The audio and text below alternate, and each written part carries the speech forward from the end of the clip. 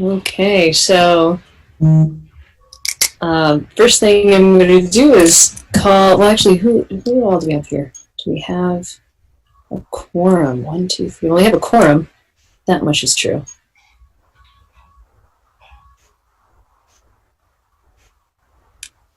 I'll give people another minute or so to get here.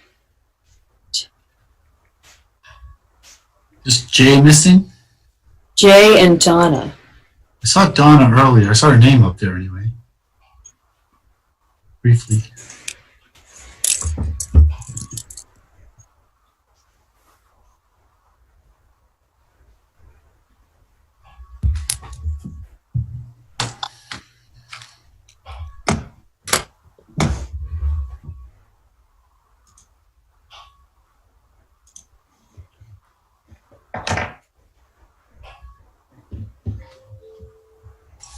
Oh, there's Jay. All right. All right. Well, in that case, I'm going to call this meeting to order. The first thing is to review and approve the agenda. I don't have any changes to propose. Does anyone else have any changes to propose? Yes, Bill. Yeah, we just have some confusion about the Conservation Commission appointments. We're not sure whether it's the Conservation Commission or the Conservation Fund Board. So we'd like to suggest there's a Conservation Fund. We've talked to the chair of the Conservation Commission and there's some confusion. So we'd just like to request that we delay that until the next meeting so we can get that straightened out. That makes sense to me. Sounds good. Any others? Yes, Lauren. I just had a couple of questions about the wastewater treatment facility template contract that's on the consent agenda. So could we either pull it off or if I have a chance to just get a little clarification? Yeah, and we'll deal with that when we get to the consent agenda. Okay. Okay. All right. Any other proposed changes? Okay. All right, so with that, without objection, we'll consider the agenda approved. So on to general business and appearances. This is an opportunity for any member of the public to address the council on any topic that is otherwise not on our agenda. And if you have anything you'd like to say to the council, to the public, you can say your name and where you live and try to keep your comments to about 2 minutes or less. That would be fabulous. Is anyone interested in addressing the council? If you would like, you can unmute yourself and speak up, or you can raise a hand. And Cameron, are you seeing anyone? Ma'am. Okay. Okay, so I just want to make sure giving folks enough opportunity to jump in if they would like to, but it sounds like there's no one for general business and appearances, which is perfectly fine. So we're going to move on to a series of appointments. So we're going to postpone the Conservation Commission appointment, but we do have appointments to be made to the Public Art Commission, the Community Fund Board, the Complete Streets Committee, and if any of those folks are here, it'd be great if you would introduce yourself and tell us about the interest that you have in serving on this board.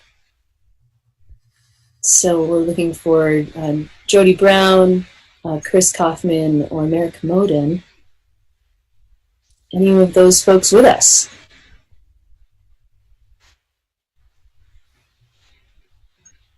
We've got a number of people calling in, so I just wanted to check to make sure they're not one of those numbers. If you're calling in a phone, it's *6 to unmute.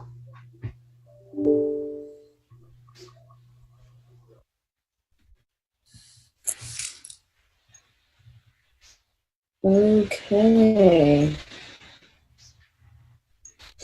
All right, so in that case,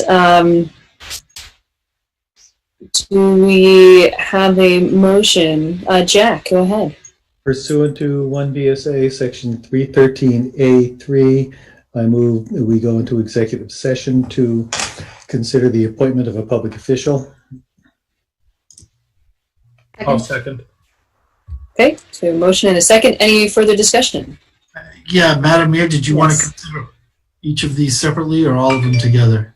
Like to, my hope would be that we would talk about them all together. And Jack and Dan, is that your understanding? If not, that's okay. Yes, that's what I was thinking. Okay. Thank you for that clarification. All right. So there's been a motion and a second. Any further discussion? Oh, was that a hand, Kevin? Oh, sorry. Kevin. You seem to be muted. Okay, there we go. There you go. Yeah. Yeah, I think Jodie Brown, there was some confusion about getting her onto the agenda from last week. So I think Jodie had intended to come, but I think there was some confusion. She was on tonight or last week. So, but she's very interested in a public art commission. Great. Wonderful. Thank you for that. Any other comments? Okay, so we've had a motion and a second. All in favor, please say aye. Aye. Aye. And opposed? Okay, so we are going to go into executive session. This meeting will remain open. We're going to disappear here for a little while, and hopefully we'll be back soon. All right.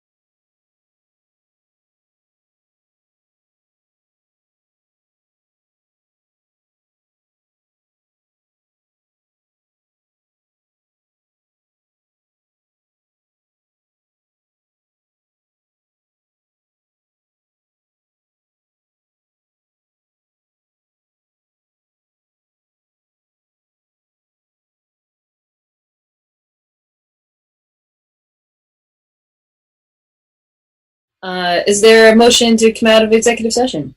So moved. Oh, Don, are you seconding? That was a second. That was a second? Okay, great. All right, all in favor, please say aye. I And opposed? Okay, so we are back in regular session. I'll make a motion that we appoint Jodie Brown to the Public Art Commission, Christopher Kaufman to the Community Fund Board, and Merrick Moden to the Complete Streets Committee as a student member. I'll second. Okay, so we have a motion and a second.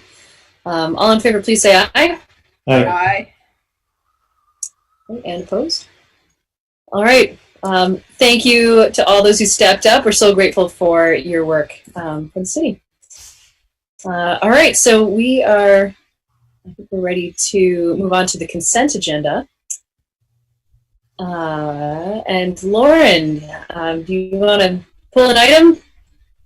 Yeah, could we please pull off the item B, the waste hauler agreement for the phase 1 contract of the waste? No, just We do have people here to answer. sorry, just Thank. and just to be clear, do you want to vote on that separately, or did you just have questions about it? I have questions that it probably would be fine. I just Okay. Yeah, that's all right. Well, let's deal with that separately. So is there that is item B of the consent agenda. So is there a motion to, Donna, go ahead. I'm sorry, I just have one small edit, but I thought it was important enough to talk about in public that the new route, My Ride GMT, is actually one word. And so in the November 18th minutes, they come across as two. It's capital MY, capital RIDE, one word. So it's like a brand. It'd be helpful if all of us try to do that. Thank you. Yeah. Thank you. Especially since that's going to be part of the website. Yeah. The name of the app. Okay. Is there a motion to, Dan, go ahead. Sorry, I was just going to make a motion to accept the consent agenda minus item B, the waste hauler contract. Second. And there's a motion and second, and presumably that incorporates Donna's edit Yes. as well. Yes. Okay. Great. All right. Any further discussion? Okay. All in favor, please say aye. Aye. Hi. And opposed. Okay. So I think there it would be a question around whether or not to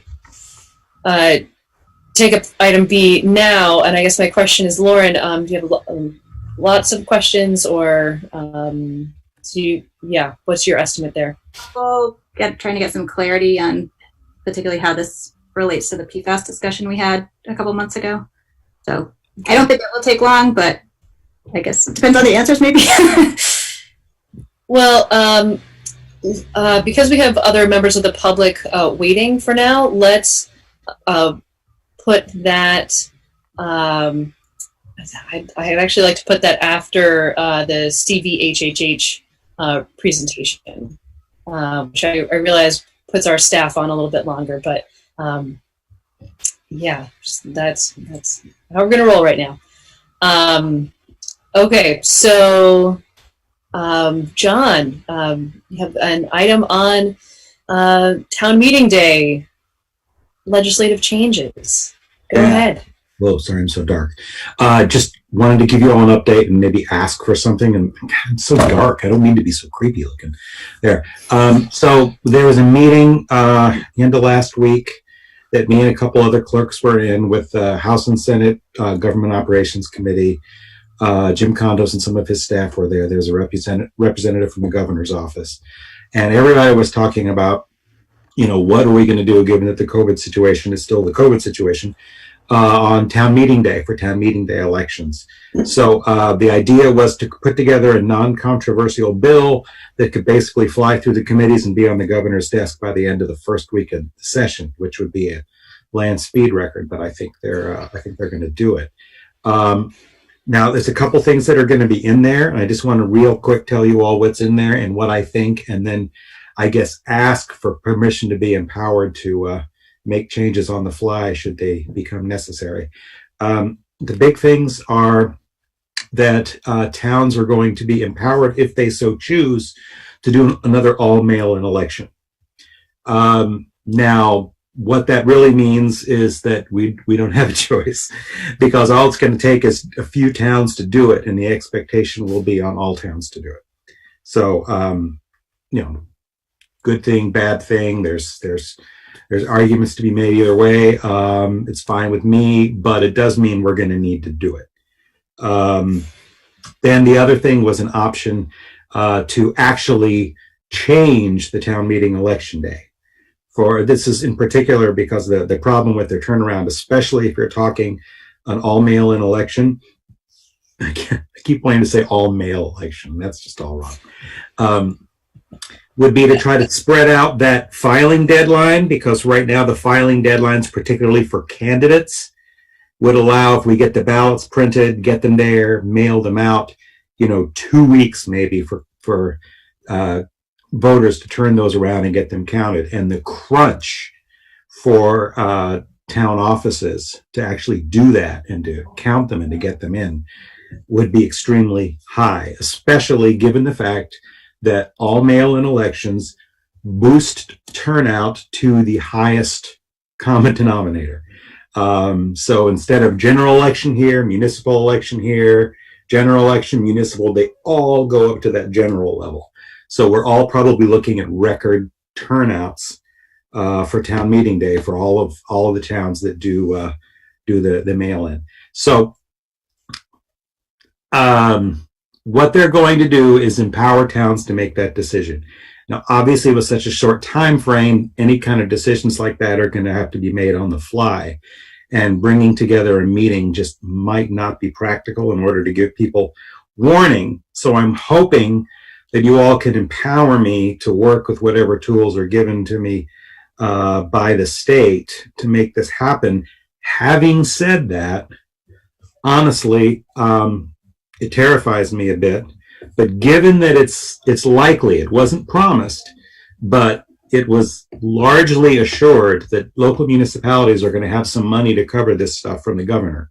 Again, not a promise, but apparently there is some discretionary money for that. My inclination is just to bite the bullet, take a deep breath, and charge forward with the current scenario, with the current filing deadlines. Just try to get everything out there as fast as we possibly can. I've already talked to a mail house about this. And then just to try to get them in by the standard town meeting day. Obviously, if we were to move it, there are a lot of financial considerations. There are also considerations that are being taken into consideration by the legislature. And it will supposedly include allowances for towns to still have councils and select boards if they move that meeting, because right now, in the words of under the terminology, the phrasing of our charter, only the mayor has a serves 2 years or until there's a new mayor in there. All the councilors have served 2 years, so they're going to craft it carefully so that were we to move that day, the council wouldn't evaporate except for the mayor if they're all by herself. So that's being taken into consideration. Hopefully, the change of the filing deadlines is also being wedged in there into consideration, because right now those follow by a certain designated number of the election. So you move the election over here, you haven't saved yourself any time because they just follow you. So that's being taken into consideration too. But again, my inclination is just to stick with what we got and just dive in and pull that Band-Aid right off. So, I don't know if you all have any questions. Yeah, Donna, and then Connor, and then Dan. Okay, I'm sorry if you already said this, but I'm unclear of what is decided by the Secretary of State and what we as a council actually have to make a decision on. I Okay. know as far as petition for articles about funding, that's under our preview. But is there anything else that we really give you permission to do? Well, this will all come from the legislature. Right. So right now, they're also going to allow, candidates will not have to get signatures for their petitions.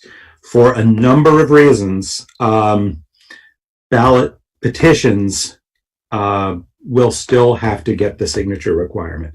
So it probably means you're going to have a lot of folks, across the state, councils and select boards are going to have a lot of folks approaching them directly, asking to have those things put on the ballot because it's going to be prohibitively difficult for them to get stuff on the ballot by petition.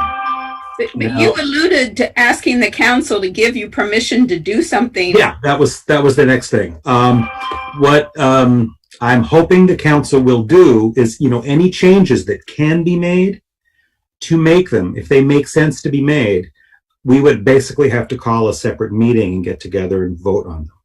So what I'm hoping is the council would consider empowering me to make those decisions without having to have, if, for example, there's another option in there that I don't know about that's going to show up, or we decide for some reason we can't have an all mail-in election, or we decide we do need to change the town meeting day election date.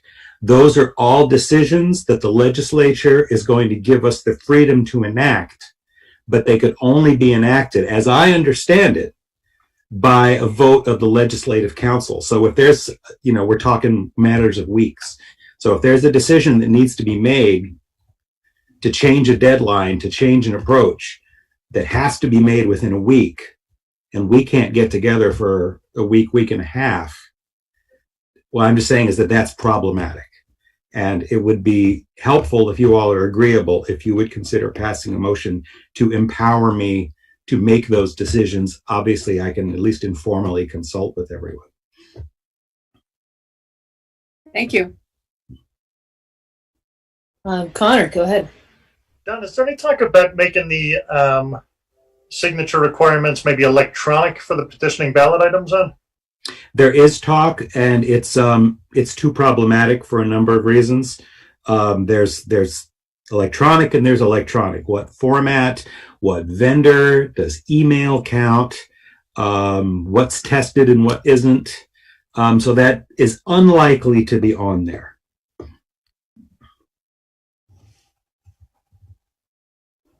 Go ahead. What is, you might not know the number off of your head, how many signatures would folks need to get a budget ballot item on? A budget ballot item, about 600. Go ahead, Dan. Sure. Going back to, I think, Donna's question, or at least your answer to it, John, would we have the authority to delegate to you some of these decisions?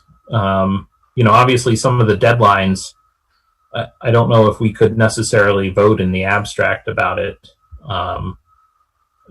What precisely would you be looking for authority from us? Just authority to enact or to act on any statutory flexibility on the election process granted by the legislature, for the town meeting day elections as a COVID matter, should they be deemed necessary. Right, but you as a city clerk have authority over the election, so if it's flexibility for, how the election is run or conducted, you would obviously have that already. I apologize, I don't mean to be pedantic about this, but I'm just wondering, just because it strikes me that if it's something like changing a deadline or something where the legislature gives the legislative body of the council the power to change a requirement that would otherwise be there, and it gives it specifically to us as opposed to you, I mean, is that something where you would look to sort of act and then we would ratify afterwards, and sort of with this sort of understanding that, you know, we give you sort of free rein to make some of those judgment calls? And it's nothing. I mean, clearly you know far more about running elections than just about everyone else on this call, and it's not a matter of not trusting the judgment. I'm just wondering not to make it susceptible to any particular challenge, or as far as sort of chain of authority goes, whether that would fly. Well, it depends on the wording. Last I heard, the wording was just going to be towns. Mm-hmm. And the rest is just, protection. I mean, I think somebody who, you know, had an issue or wanted to make a fuss, if I just made a unilateral decision that was given to the towns, you know, I would think it would be challengeable. You know, maybe not, or maybe we'd just be one of many that would be challenged. I would say, though, if it's something that I would just think that calling a special council meeting to discuss it and act on it would be problematic, given we're talking about periods of, you know, if it gets passed that actually does get passed out the last week or the last day of the first week in January, and probably will be the next week. We're looking at a couple weeks after that before petitions are going to be due. Another week after that before candidates are in, and there's just not much time to work with. But Sure. You know, whatever works for you all. As I say, my inclination is just to take a deep breath, bite the bullet, and try to run with it as we can. Although, now that I mention that, I probably would need would appreciate the authority or the blessing to do an all mail-in election, because that would be a difference. And then that would be something I would just be making a call on my own. Basically, anything that I'm making a call on my own that's different than what's done every single year, I would like the authority to do that, because I don't necessarily feel that I have it. Okay. I mean, I think there's a number of interesting things to sort of, I think, take one at a time. It seems like, you know, as far as like deciding to do a mail-in election, I think that's a different question. And obviously, if we have an understanding of what this bill contains, as far as, you know, what are the potential issues, I'm certainly comfortable with like a mixture of, you know, both, you know, there may be something where we do need a special meeting if there are certain things. Like I could see the all mail-in election. You know, we don't have the money for it right now in the budget to pay for it as a city. But if part of it is that the state will provide 50 or 75 or 85% of the cost, and the remainder can be found, you know, that may be something where a special meeting is warranted to make that decision.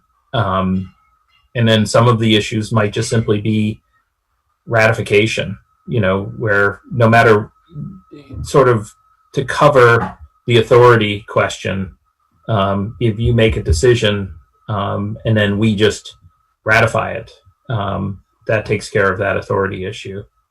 And I would see that being reasonable, especially in some of these judgment call where, you know, I don't know if I'm convinced that usually the context of the election is you as the election official have the authority to do it. And the statute says, you know, the city clerk shall oversee the election. And so some of these things I would, if they're not specific as to the city clerk or town clerk, even if it's just to the town or city, I still think you have the authority to do that as the primary election official on some of that administration.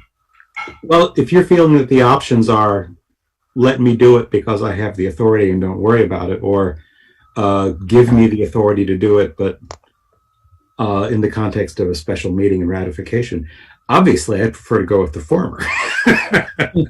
You just leave me with the power. I'm just telling you, I'd be more comfortable with authority, but on the other hand, I also don't want to create a process that is going to make it impossible to be nimble on this. And I think all of the towns right now that are talking about this are moving forward, sort of borrowing against the idea that the governor's office is going to pay for 100%. So that's the hope. Okay. And that's what the governor's office, like I say, they didn't promise it, but that was very strongly put out there as likely. And the governor has come out and said that he wants towns to do all mail-in elections. So, Jack. Thanks. Yeah, there's a lot of questions, as everyone has said. I'm looking at the calendar. I think they're coming back on the 5th. Is that right?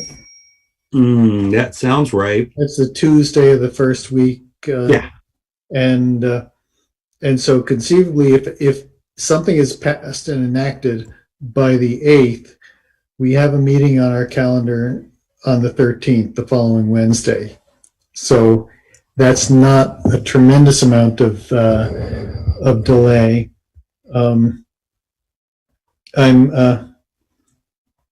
So it may not be necessary to do what you're doing. I think I'm a bit uncomfortable with Dan's suggestion that the city clerk has inherent authority, because the way we'll find out if Dan's right is, or if we're all right if we go that way, is somebody sues us because they don't like the outcome of the election, and a judge, and then possibly even the Vermont Supreme Court, tell us what was the right or the wrong thing to do. And I'd rather not be on the wrong side of that judicial process.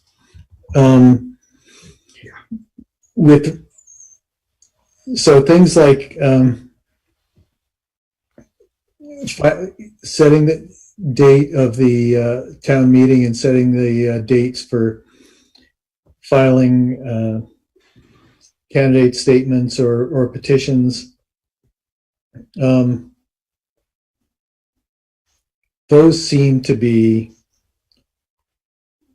relatively non-controversial, but I can imagine other things might be more controversial. One of the things that that I'm wondering about as you talk about an all mail-in election,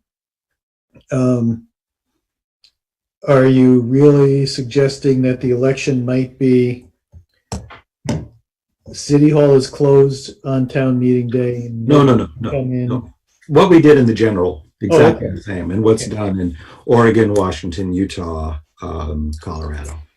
Okay, so that's different, yeah, because I think that calling it an all-mail election and saying nobody can show up in person and vote is worse than just saying we're going to provide an opportunity for everybody who wants to vote by mail to do so. Yeah, no, that would be unprecedented in the country. I just mean, so we say an all mail out election. Yep. So I would be more comfortable with, I think, unfortunately, the option of waiting until we see what passes and then acting at that point. And I realize that doesn't give us a lot of time. Maybe we do have some meeting at that following meeting in January. So I totally, I'm so glad that you are all for the all mail out option. It feels like we've learned something about elections. We get better turnout when this happens. We can't unlearn that. And so, yeah, we should be doing this. So I'm glad that that's where you're at as well. And I would trust you to, figure this all out. I think as a matter of principle, don't like blank checks. And so I think I'd rather wait and see, because there may be other things that we have to consider that may come up, and we might need to have a meeting anyway, even if we did give you this power. So I sort of consider this as like unless someone wants to make a motion right now, that would be fine too. But otherwise I'd consider this like a fair warning that, we might have to have a meeting in a hurry to make the timing work out. Lauren, go ahead. I'm just wondering from John, is it helpful to get a sense of the council tonight or some kind of motion, like move forward, as if, like, I assume there's preparation and work you would want to be doing to get ready for it. Like, is that helpful, or is that just like, you'll just presume that and do what you're going to do? I guess if we're going to go the route and propose, just make sure we're not hamstringing you from work that should be done in the meantime. The only thing that would be a hamstringing, and it actually is important and significant, is I don't think I can make arrangements with a mail house and a printer and everything to pull off a mailing to all of our registered voters, because it was the Secretary of State that did it before. This would have to come out of my office.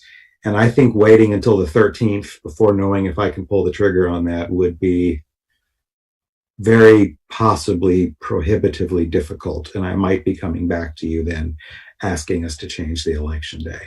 I mean, like I said, just to make it possible, I've already had to start reaching out to printers and mailing houses. So that's my only concern. If you all just explicitly wanted to give me the option to, do a vote by mail election, maybe that's just one item you all be more comfortable with, but that's the only thing that worries me more than, the other What's the stuff. cost, John?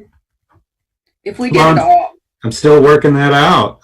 do you have a range? I mean, 650, 6,000. I'm going to guess about 8,000, 8,000, something like that.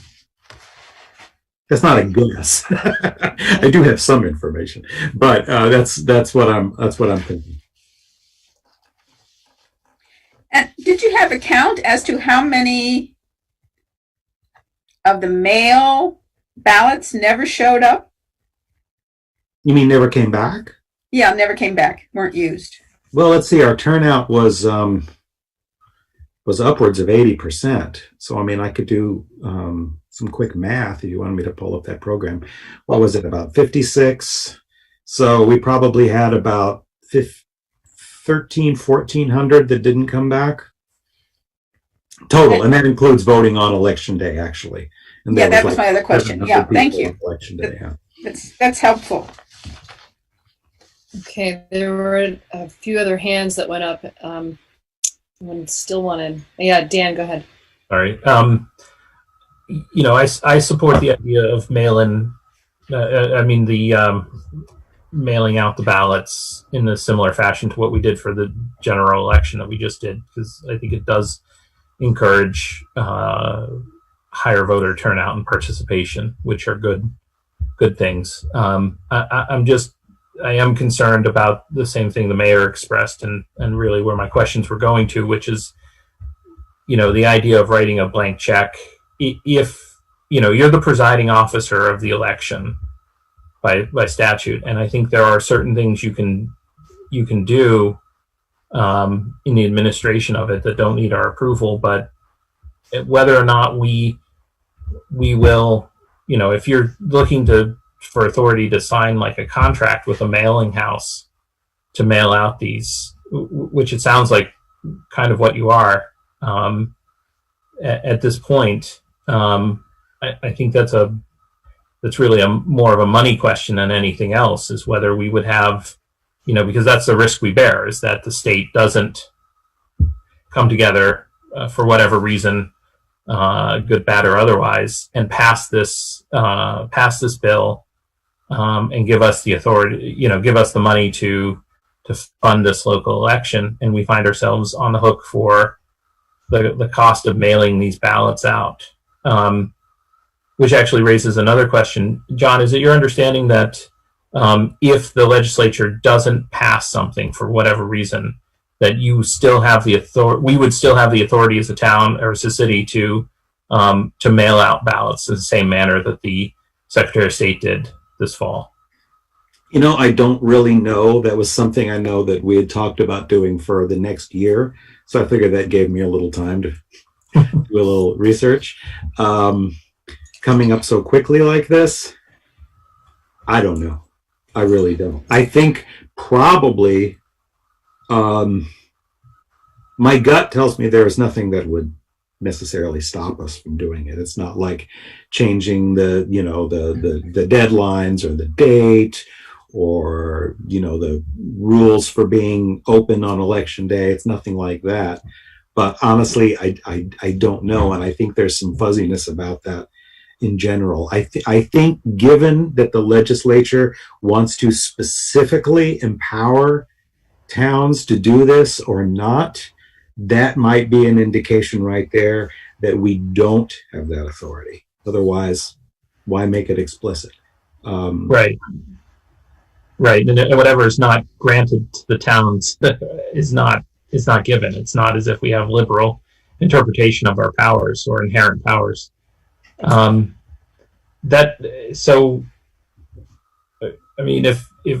is there a way to sort of get ourselves into the queue of a mailing system? I mean, we're a sizable enough city that we could make essentially a reservation to do that, contingent upon this funding. I mean, I've talked to I have a pretty good relationship going back a couple decades with a local mail house. I mean, I don't know, especially such a job like that, they're probably going to have to, really book some time and person power to make it work. Mm-hmm. And I don't know if just dropping in with 2 weeks before the mailing goes out saying, can you guys do this, if they'll be able to do it, especially since it's going to be an unusual mailing. It's not going to be one you can just sort of stuff into standard machines. It's got the return envelope. We're not sure how long the actual ballot is going to be, whether it's letter size or legal size. I'm hoping for letter size, and etc. So voting is maybe one of the most important things that we do, and for ballpark $8,000. I think it'd be worth just authorizing you to take that money from an assigned general fund money if we needed to. So could we just say that we're granting you permission to do to spend that money, given that we have the authority to do it? Would that work for you? I don't know if we have the authority to do it, though. Well, right, but no, I guess that's what I mean. Like contingent on that that it's clear that we do. Would that be useful? You have the authority to authorize the money. You don't necessarily have the authority to take the election steps right now. Well, but that's what I would want is right. The blessing in a formal form of the council to go ahead and do that, should it be something that we can do. So Connor, go ahead. Would it make sense just to schedule a meeting for the 8th or the 9th of January, right now? And if it's a ceremonial meeting, that's fine, but I know it's a weekend. None of us are going to the discotheque these days. Could probably jump on and do it in a shorter period than this discussion's even taking place. I think what he's saying is that he needs to start sooner than that. Is that correct, John? Yes. Or if we want to have, if we wait that long for everything, there's a decent chance I'm going to come back to you all and ask if we don't just move the date. It'll just depend on the feedback I get. Lauren, go ahead. We're still going to be in the midst of a pandemic. I think giving whatever authority, unclear from Bill's statement of, exactly how we word it, but, give our blessing, our encouragement to the city clerk to move ahead with the steps necessary to be prepared to implement all mail out voting should the legislature approve it and set aside associated funds, or I don't know if that kind of approach. Perfectly worded. I really think we're going to get the money for this too. I mean, I really, really do. It sounded like Yeah, I mean, but I the don't government is know. going to put some money away from this. Yes, I'll Donna, second go it. ahead. Oh, Lauren, was that a motion? Yes. Okay, and Donna has seconded it. Dan. Sure. I mean, I guess I want to make sure that the motion is actually fairly careful on how we word it, because I think we're doing two things, and one is that we're giving approval to a mail-in to mailing out ballots if we contingent upon clarification or granting of authority to do so. And secondly, we're authorizing the expenditure of up to $8,000 or approximately $8,000 in funds to pursue to essentially get the lock ourselves into a mailing house contract to make that possible under the existing timelines if that authority comes out. Is that right? Is that accurate, Lauren? And is that what Yeah. what you need, John? Yeah, I mean, I don't know to what extent we're locked. I've certainly, even with this mail house, popped up with plans that I've been yanked out from under them. So I'm not sure what locking in necessary. Make a reservation. Yeah. 'Cause I've done worse to contractors. But Okay. All right. Well, that feels like that works for me anyway, and it sounds like that might work for others. So there's been a motion and a second. Any further discussion? Any comments from the public? Okay. All in favor, please say aye. Aye. And opposed? Okay. All right. Thank you, John. And looking forward to hearing the news as to what happens with all that. it's gonna be exciting. Oh my God. Okay. All right. So we have the next up is I think I'm trying to get over to Kevin Casey or representatives of the Housing Trust Fund. Absolutely. So tonight, I'm just going to kind of give you Paige Girton had her hand up. Paige Girton was. Oh, yes. Sorry, go ahead, Paige. Paige, you are muted. Okay, I'm sorry. I got to the meeting about 10 minutes late and you'd already appointed people to boards and commissions. And Yes. I wondered if I missed appointments to the Conservation Commission. We tabled that. That is a great. We tabled that because of the confusion about which board it was for. So after talking to you, we want to figure that out. It'll be on the next meeting. Okay, all right. Oh, okay, all right. It was supposed to be the Conservation Fund Advisory Board was what they applied for. Okay, Right. thank you. Okay, thank you for that. Great. Okay, go ahead, Kevin. Okay, just to give you a little update, housing. As you all know, it's been a crazy year for housing in the real estate market. And we've seen a really significant increase in the median house price. It's flowed. Last data that I looked at, which was the end of September, was the median house price in Montpelier was $309,000. Yeah, that's the median. So the average is actually higher. Yeah. And so that's about a $90,000 increase, or $79,000 increase over the last 2 years. So the affordability crisis is coming in play. You know, thankfully, the first-time homebuyers has actually been fairly well utilized. It's hard to gauge it on the fiscal year because of the home buying cycle. So I kind of look at it over, you know, like an 18-month period.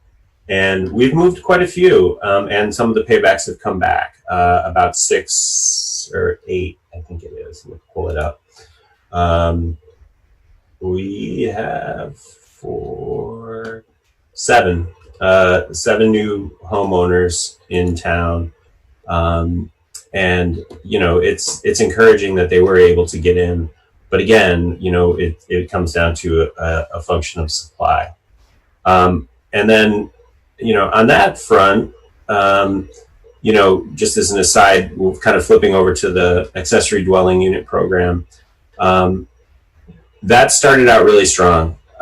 We've completed 2 of the 7 that were approved by the Community Development Block Grant funding. We've got 2 in the pipeline that are pre-construction, so they'll be under construction shortly. They're in the permitting phase and things like that. And then 2 that are in the pre-development phase.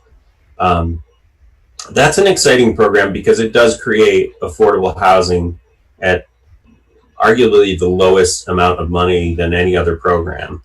And it doesn't tax our infrastructure. So that's encouraging. The challenge with the program right now, I was hoping Tyler Moss from Vermont State Housing Authority could come tonight. Tyler had to be, once COVID hit, he's taken over the rental assistance program for Vermont State Housing Authority. So working with landlords and tenants and getting their rent paid. So as you can imagine, you know, they're moving, I forget what, don't quote me on this one, but as I recall, they were moving about $1 million every 2 weeks in rental assistance, and, you know, in the area. So it's, so he's been pulled away to some degree. So some of the promotion part of it. But we plan on actually, you know, in the next building season, completing all 7 of the ADUs that are in the grant requirement. And then, you know, depending on the financial situation, there's going to be a decision on how it's funded going forward and what the city's contribution might be to that. But we're not there yet on making that decision because we still have to get through the grant requirements for Vermont Community Development Program. But it's an exciting program, and people have really embraced it. So that's encouraging, and we like the continued support from the council. Moving on to what was the next one? Drawing a blank. Sorry. First time home buyer, first time house. Oh, the Housing Trust Fund. You also got a memo from Polly and Jen regarding, you know, funding of the Housing Trust Fund. You know, the goal was by 2025 that we would have $200,000 in reserves for upcoming projects, and that's actually it's likely going to be needed by 2025. And I think the concern is that, you know, by not funding the Housing Trust Fund at all, is that it will be, you know, it'll be forgotten. And so the Housing Task Force request is for $55,000, which is it 55,000? I thought it was just 50. 50. But oh, it's 50,000, 55% less than last year. Sorry. Right. That's okay. And so that's just an item to consider too. You know, we are heading into a period where we don't know exactly where funds will be needed. We have some projects, some larger housing projects in the works that may or may not need, you know, some help. We don't know just yet. It's some of the stuff is in pre-development stages. So, but there are exciting things happening. So just be on the lookout for that. You know, the other issue that is coming up too is that will be coming down is regarding homelessness. Good Samaritan House has been looking for a new facility and are in the you know, the kind of site selection stages. And, you know, I think that there may be a request coming to the Housing Trust Fund to help with that project, wherever it lies. You know, that one's going to be a little bit different because it won't be located, well, it's not going to be located, but it may not be located right in Montpelier. But the service need is certainly, you know, affects Montpelier and our homeless population. So it's something to kind of keep on the radar. We will know more in the next few months as that works forward.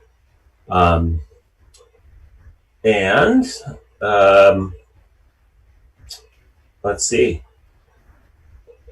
So that's about what I have at this point, and I'm happy to answer any questions.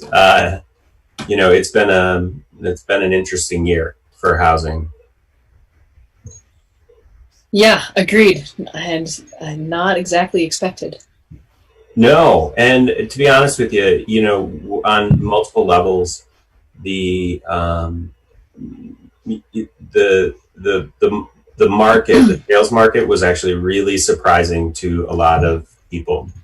It was expected to be dead, and it was. Yeah, our inventory, our housing inventory right now is 1.8 months, and I think it is, as you recall, of 1.8. And as you recall, a healthy housing market is over 6 months. And you know, we've always been under 6 for the last 5 years, but 1.8 is the lowest it's ever been. So, wow, inventory is going to be a huge issue, and hopefully we can change that with some upcoming projects. Yeah. I see a hand from Peter Kellman. Peter, go ahead. Thanks. Kevin, I have a question about the ADU program. I talked to Tyler quite a bit over the last couple of years about since it started. And I've gathered that one of the obstacles is that in some cases, or in most cases, the prospective builders or homeowners need to spend the money first and then get reimbursed. And one of the difficulties is that there are a lot of upfront expenses. Yeah. And some of the upfront expenses are expenses with the town, the cost of various building fees and so forth, and then also expenses of having an architect and, you know, being able to jump over a lot of hoops. Yeah. And I was wondering what, if anything, can the town do to try to, for example, could you put off collecting fees until the end of the project, or at least collect a fraction of them to help to facilitate people who don't have the means necessarily to front those expenses? Yeah, there's we've had a number of discussions, and at the end of this project, we will do a report on you know, where we can. You know, this is a pilot program, so we're working out the kinks. One of the kind of challenges with this is that the funding source that we use, which is community development block grant funds, are federal funds, and so it's not an ideal source for housing, because and I think that actually that's one of the issues that I think is conflated between state and local, or state and federal versus local. Our local fees are pretty standard. That's, you know, access fees for sewer and water, and permit fees. And that may be something that we recommend, is that, like, the pre-development costs can be, you know, borne by the program. I think the challenge is that, you know, if you have the program pay all of the pre-development costs, you run into a situation where the homeowner doesn't have skin in the game. And if the project doesn't move forward, what is your recourse for recovering the funds that you spent for someone to decide they weren't going to do it. And I think that the post-program report will look at those issues and then make a recommendation. I don't think we're there yet. We've only completed 2 of them. We've got 2. I know, but that's actually my point. You may not have gotten as much action on these as you might have. I know for a fact people who said, I just can't spend the money up front to do that. I think it's a great idea, but I can't do it. And while you might say that the fees are standard, they are still too much. Skin in the game is fine if you've got a lot of skin. But if we really want to have a program that's going to allow, let's say, a senior who's got a big old house and is really, wants to duplex it under this program, or something close to a duplex, and they just can't afford to put that money up front. I understand where you're coming from too, but like I also would argue too is that that you might have a senior who has the great big house with a tremendous amount of equity, and when you're looking at interest rates as low as they are, it is basically free money when you take the cost of inflation. So it is you may have to borrow money to make money. That's just a part of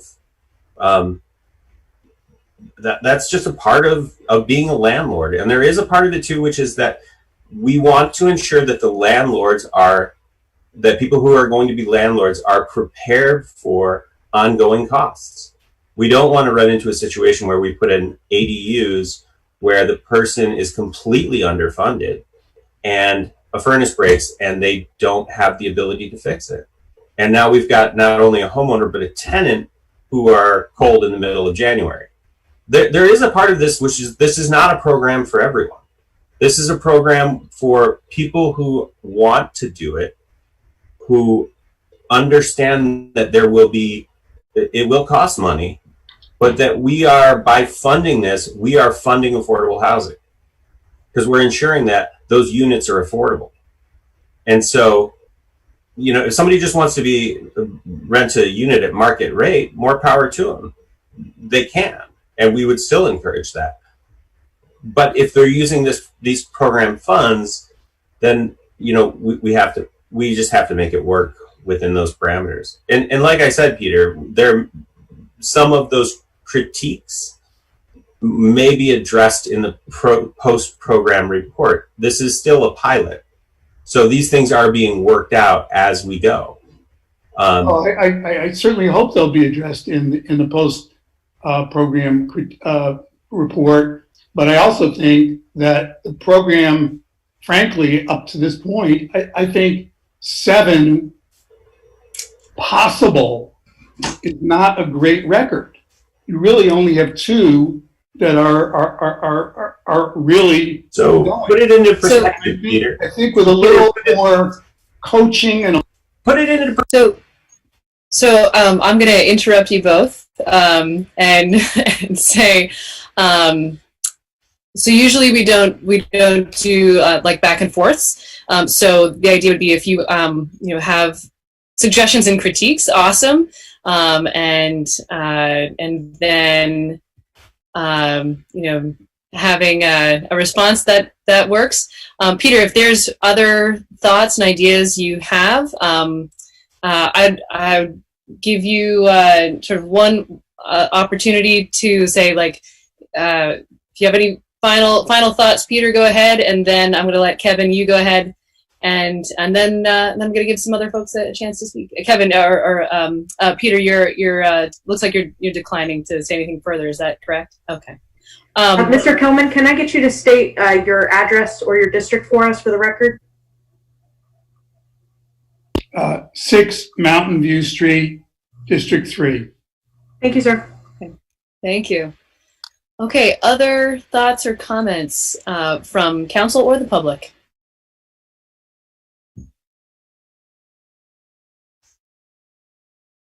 And Cameron, are you seeing anyone? No, ma'am. Okay. Well, I'm very grateful for this update. I mean, it sounds like there is a huge need for affordability in Montpelier. And just so I'm clear, I just want to make sure I have the data that you quoted correct, so the median house value right now is $309,000. Is that accurate? Oh, and I think you gotta. Yeah. Go ahead. The median sale price at the end of September was $309,000. Okay. Yeah. And that's up $70,000 over the last 2 years. Yeah. Okay.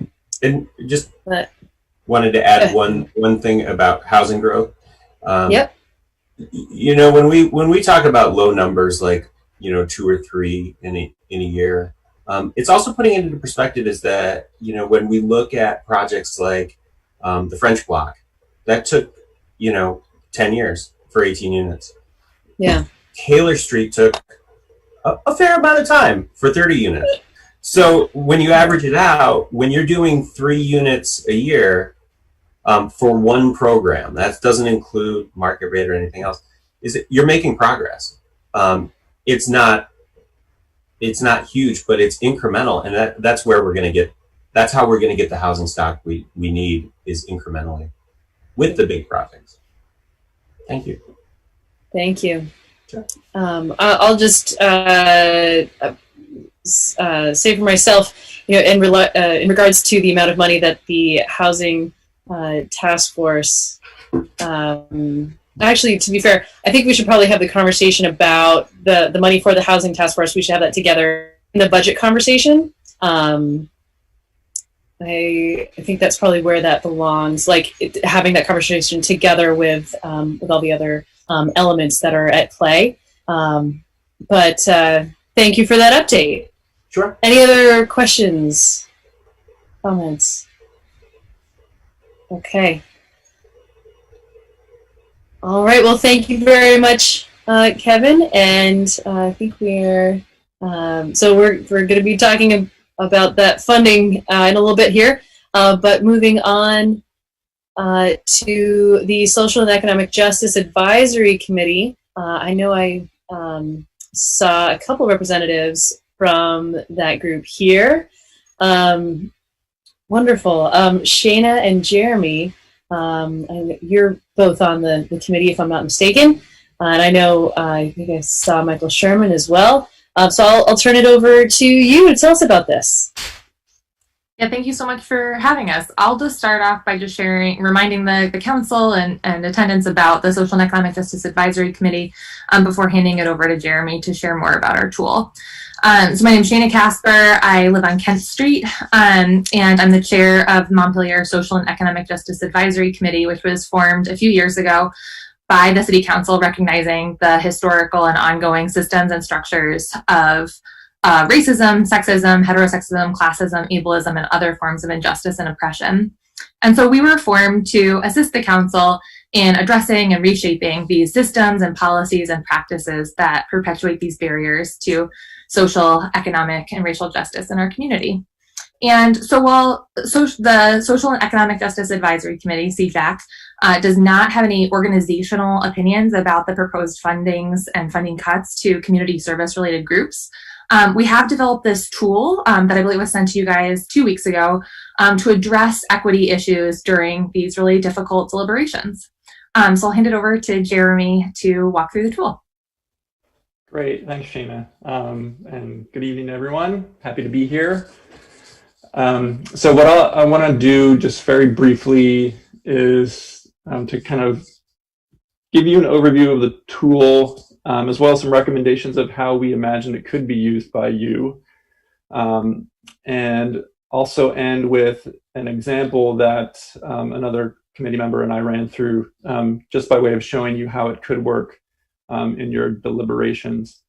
I think Shayna spoke well about the role of CJAC as a committee, and I think it came to our attention a few weeks ago now that there was a deficit in the budget coming into fiscal year 2022, and I think we thought there was perhaps a role for us to play in terms of addressing that deficit through the lens of equity. That is the charge of the committee. So as we were thinking about what we might contribute, I think one of the principles we began to discuss is how can we make more tangible, more readily accessible this principle of building equity into the budgeting process as a way to kind of bring forth the values that the city council has already kind of embraced and established in their strategic goals. So I believe you all have seen our letter and the tool that we presented. It's very straightforward. It's very simple. And just to remind you all, it's basically built upon 3 strategic questions. And I wish I could say that we drafted those questions out of thin air, but we did a lot of research and someone else had formulated those questions and they seemed really right on. And so we borrowed them from some other materials that we had researched. I saw someone raise their hand. Did you have a quick question? Yes, thank you. I was thinking that the members of the council have seen this, but there are probably people watching the meeting who have not. And so if the speaker could be allowed to share his screen so everyone can see it, that might be helpful. I do have it up. I could do that. You should have the ability to go ahead and do that, Jeremy. Okay, here I go.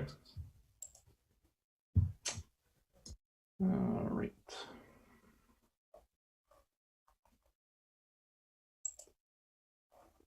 Okay. Can everyone see this? I'm seeing, I think so. Okay. Yes, so it's basically, it's a one sheet, 2 sides of a single sheet of paper. And again, those strategic questions that we've kind of focused this tool around, I'll just read them here if you can't quite see them.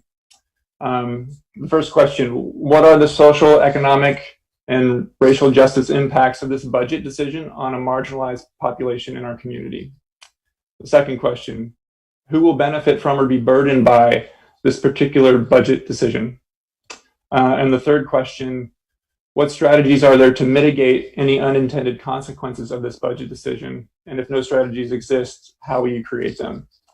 And so we understand that this comes to you kind of late in the game. I think we imagine a longer term game scenario here in which perhaps this kind of an equity assessment is filtered down to city staff and their various departments, and budgets are built with these principles in mind from the ground up. However, where we are now is you have to make some difficult decisions around the budget. And we wanted to offer this as a way to, keep values kind of for you as you have these questions and make them kind of more transparent. So some recommendations for how you might use this tool. There's an attached worksheet here that I'll show you. And this worksheet is a way to break down any significant budget topic or item that's up for discussion. And to first here on the left-hand side is to specify what stakeholder groups might be impacted by this particular budget decision. And again, we're focused here on marginalized and underrepresented groups in our community. So it could be that you're thinking about BIPOC folks in the community, or you want to take a look at people with disabilities in particular. We have a list of examples down below. The next thing you start to ask is those strategic questions, going kind of row by row with each of those various stakeholder groups. So looking for the potential positive impacts that this budget decision might have, looking at the potential negative impacts that this budget decision might have, and then thinking about, well, what is the strategy for mitigating any unintended consequences? I think if it's all right, what I'm going to do now is just kind of run through an example of how you might use this tool. So I'm going to actually have to share a different window here. And I will bring that up. Okay.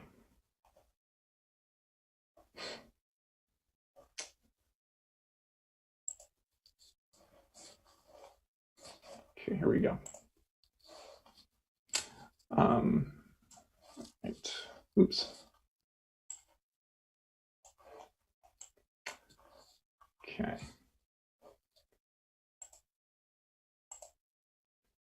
And it kind of somewhat coincidentally, and Kevin, Casey, and I did not speak or know each other before this, but the example that we chose in kind of doing a practice run of the tool was the housing trust fund line item, which, you know, is a substantial cut to a fairly large budget amount. So, you know, I'll just do this very quickly. And this is your work to do. This isn't our work to do as a committee. We just offer it as an example of how you might use the tool.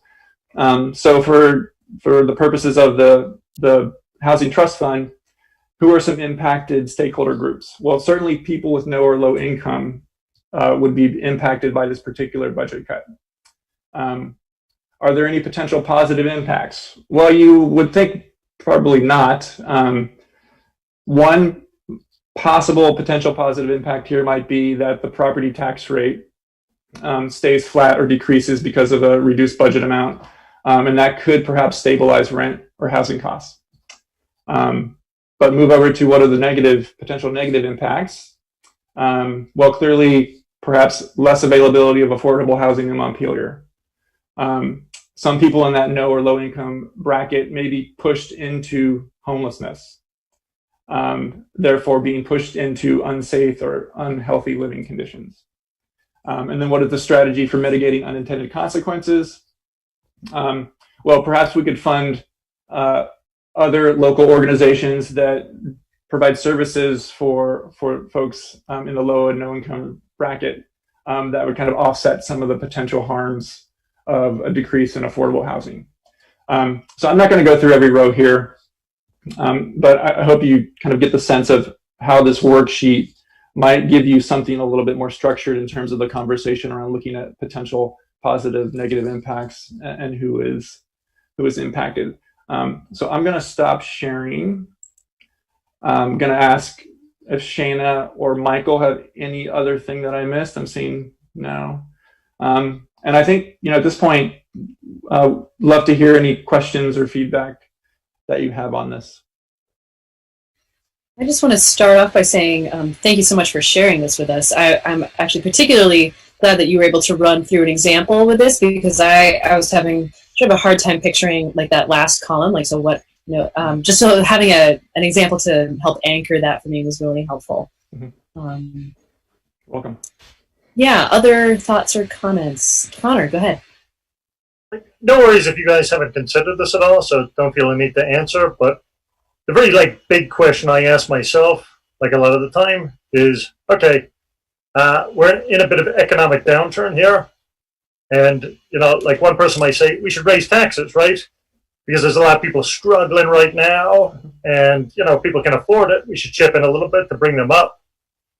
The other school of thought is, okay, if we raise taxes, it's a very blunt instrument. We have to do it in Montpelier, right? It's not very progressive. It's all property tax pretty much, in addition to some of the use tax. But has the committee given any thought that okay, if you raise taxes, Ashley Hill, I'll pull her out as an example, would always say in council, I don't want to raise taxes because, you know what, the landlords are going to have to pay a bit more.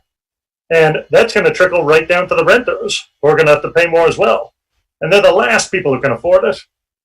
So I don't know if the committee's sort of sussed over this question a bit, because it's kind of limited what we can do on council.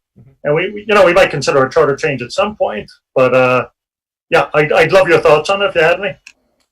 Well, it hasn't been a discussion item for us in terms of specific actions or policies that might change the revenue side of the equation. So I appreciate your question. I don't think we have much to say on that matter, but it does trigger something for me, which is, there are some items in the proposed budget that have been zeroed out, which I think are left to council to kind of debate and determine how maybe to meet those gaps or to fund. But I would also recommend that this tool could be applied to things in the budget that perhaps have level funding or slightly decreased funding. I think the long-term goal here is a budget that is built with equity in mind throughout its entirety. So I don't know about, I have nothing to say about like how do you increase revenue, but the tool itself could be used to shift priorities in the budget that exists as it's been proposed. Shane, it looks like you have something to say, I think. Yeah, I just wanted to reiterate that we as a committee, do not have kind of committee opinions about what should be increased funding or decreased funding, or how to raise those funds. So I just wanted to say that again. And then also just to go off of what Jeremy was saying, in doing the research on this, also finding out about other cities that have equity, come as the very core of how they're approaching their budget. And this really opened our eyes to, in the future, when building the budget, having city staff potentially, use a tool like this and the very beginnings of coming up with the budget, and being able to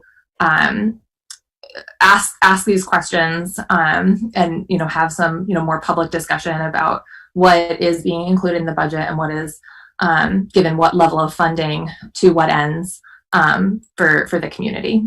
So this was kind of our first foray into this, and would love to continue this conversation in the future. Great, thank you.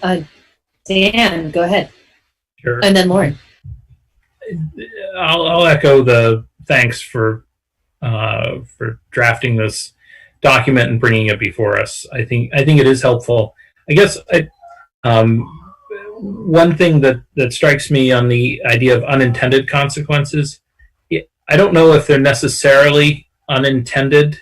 They strike me more as collateral consequences, because I think it's really helpful to think about that, because that's something I think we always try and do informally, but this document kind of makes it a formal thing, which is if you cut one thing, what are the collateral consequences of that cut? I mean, when we're doing these budgets, our main goal is to make sure we build a budget that funds our, things that we've priorities and things that we've done before, paving the streets and such, in a manner that's consistent with an affordable tax rate, as Connor alluded to. But, when we have to do years like this, where we're having to make hard decisions, I think this is a really good tool for us to be thinking through what are the collateral consequences. And I guess I just suggest as you start to revise that might be the better phrasing of it, because it's often hard to say what are the unintended consequences until they're actually on your plate. But I think that thinking about collateral consequences, who picks up the slack if we stop doing X, or if we fund X to a lesser extent. I think those are really good questions to ask. So thanks.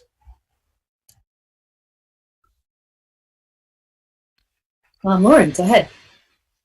Yeah, first of all, just thanks so much to the Social and Economic Justice Advisory Committee for bringing this forward. I know, we've talked for a while, and having this tool in front of us and the run through, super helpful to kind of see in practice how we could do this. I am hopeful that even the work that we're going to be doing with Creative Discourse, the consultant that the city council and city has hired to help with this work, that seems like a great kind of project, working with a staff on how to do budgeting. To me, budgets are such a moral document, and how are we living out our values in our budgeting from the ground up, as Jeremy put it. So I look forward to that in the future, and think, even this year, even at this point in the process, it's really helpful to think through. And, I continue to wrestle too with the fundamental question of, that line of where raising taxes creates its own set of equity implications versus cutting programs, when people are, have more needs than ever. And, I hope there's also thinking we can do about, are there third ways? Are there, places where, can we, if we're going to do a package that raises taxes, can we do some kind of rent relief? Or I know we pushed off property tax deadlines, or, are there ways we could think creatively about how to fund programs that we, as a council, and think our community would really want to fund right now, that are not creating the equity concerns, or try to mitigate to the best of our ability people that will be harmed by increased property taxes. So hope we can be a little creative around that as well. That was my thoughts, but thank you again so much for bringing this forward.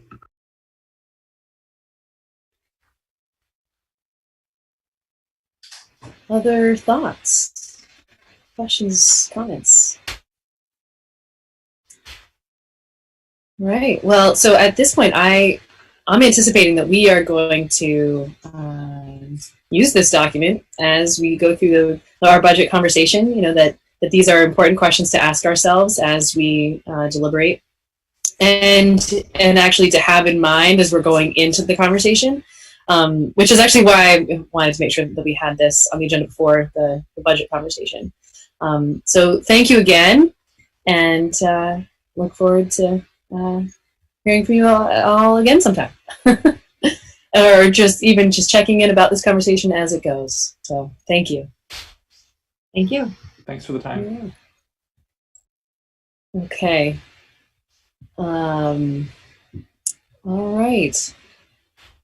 So next on the list is the Central Vermont Home Health and Hospice ballot request, funding request. I see that there's a couple representatives from Home Health and Hospice here.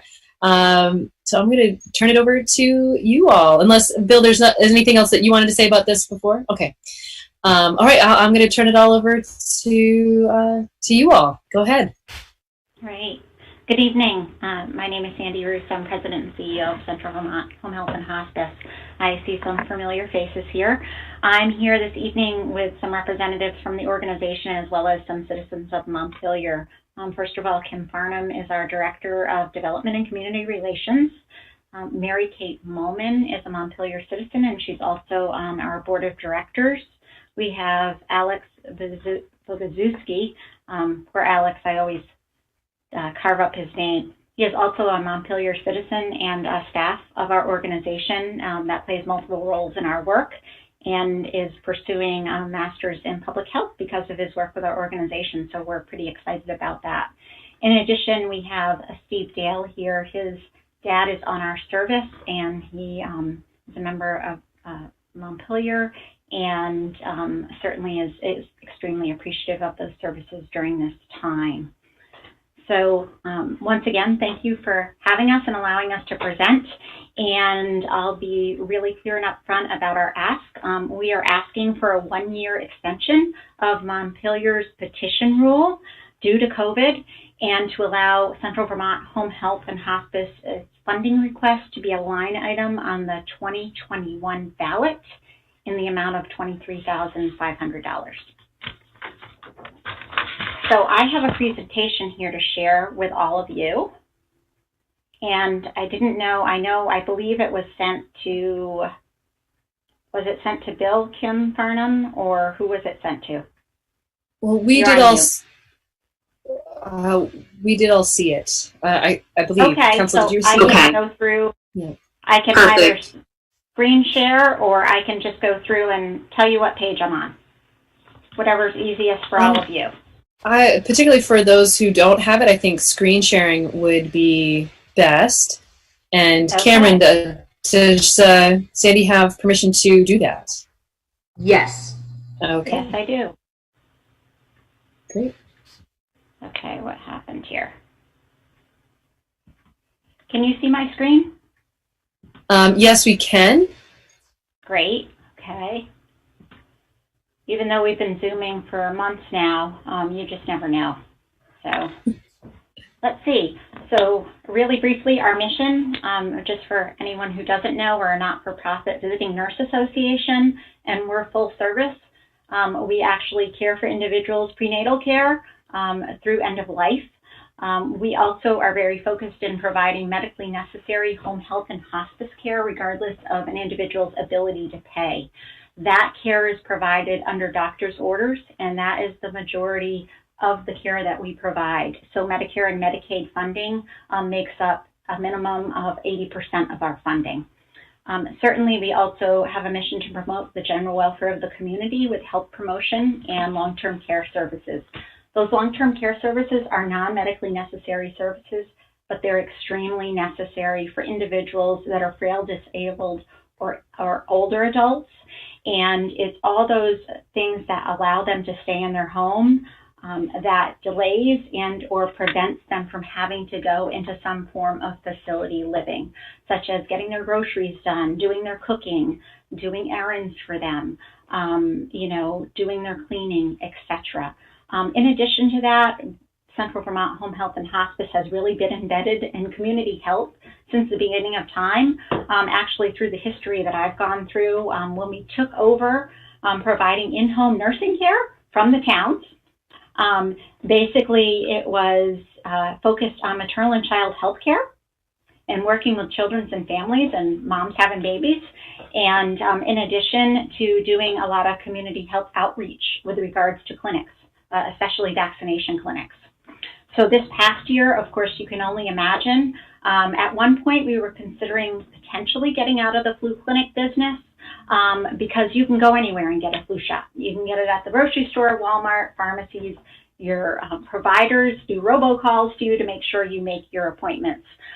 What we found is we are glad that we kept it, and it is something our community expects and businesses. We still do quite a bit of that work, and we were able to increase the number of clinics we do and partner with the state of Vermont to get more vaccination to expand our clinics this year. Certainly there were a lot of logistics around it. We have a flu clinic team that works on that, especially one of our main referral sources, Central Vermont Medical Center. Their primary care practices and doctor's offices were not doing what they call their clinics, where people can just make an appointment to see a nurse, get a shot, and leave. So it was a huge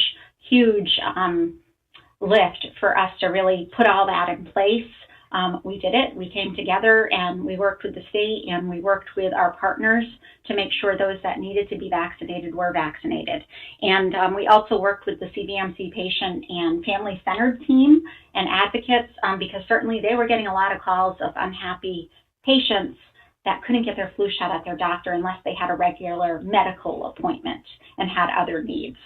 So we are also working with the state of Vermont and the Vermont Department of Health in preparing to work with them to administer COVID vaccinations in the community. So more to come on that, but we'll be working with all our towns in Washington County to set those up, and or we'll be partnering with different Vermont Department of Health public health settings. So care for all Montpelier residents, roughly Central Vermont Home Health and Hospice sees 2,800 patients or so a year. We have 800 patients on service on any given day. That doesn't mean all those patients get a visit on that day, but certainly it means that they can call us on call. We are 24/7, 7 days a week. And we do have weekend staff that work on a regular basis. For Montpelier service numbers, I can say this past year in 2020, we don't have the final results yet, but certainly we're seeing about an 8 to 12% increase in the services we've provided to the city of Montpelier. Montpelier accounts for about 16% of our services, the second largest service area in our service area, Berry City being the first. And in 2019, we had growth of about 6% in Montpelier. So, as some of you have said this evening, it has been an extraordinary year for our organization. It has been really from the beginning, we were able to be nimble and really meet the demands of our community and be the frontline providers. Our primary care practices really relied on us. Because most of our staff, from a clinician visiting staff perspective, have laptops or tablets, they were very easily able to work remotely. They were already using Zoom for huddle calls in the morning and afternoon, so a lot of this was already in place in their work. The most we had to do was really manage the administrative staff and getting them off-site, and our IT team did a great job. When it came to PPE, of course, most of our work is done in the home, so we have a very small supply closet. although we have face shields and gowns that we wear periodically for different patients we take care of, we don't have huge inventory. So we had to really jumpstart and find our way up through the chain of command, because certainly trying to get any sort of PPE, whether it was surgical masks, gloves, gowns, face shields, etc., were pretty close to, slim to none. We were able to get an initial shipment from the state of Vermont, thank goodness, because we were seeing positive COVID patients right off the bat.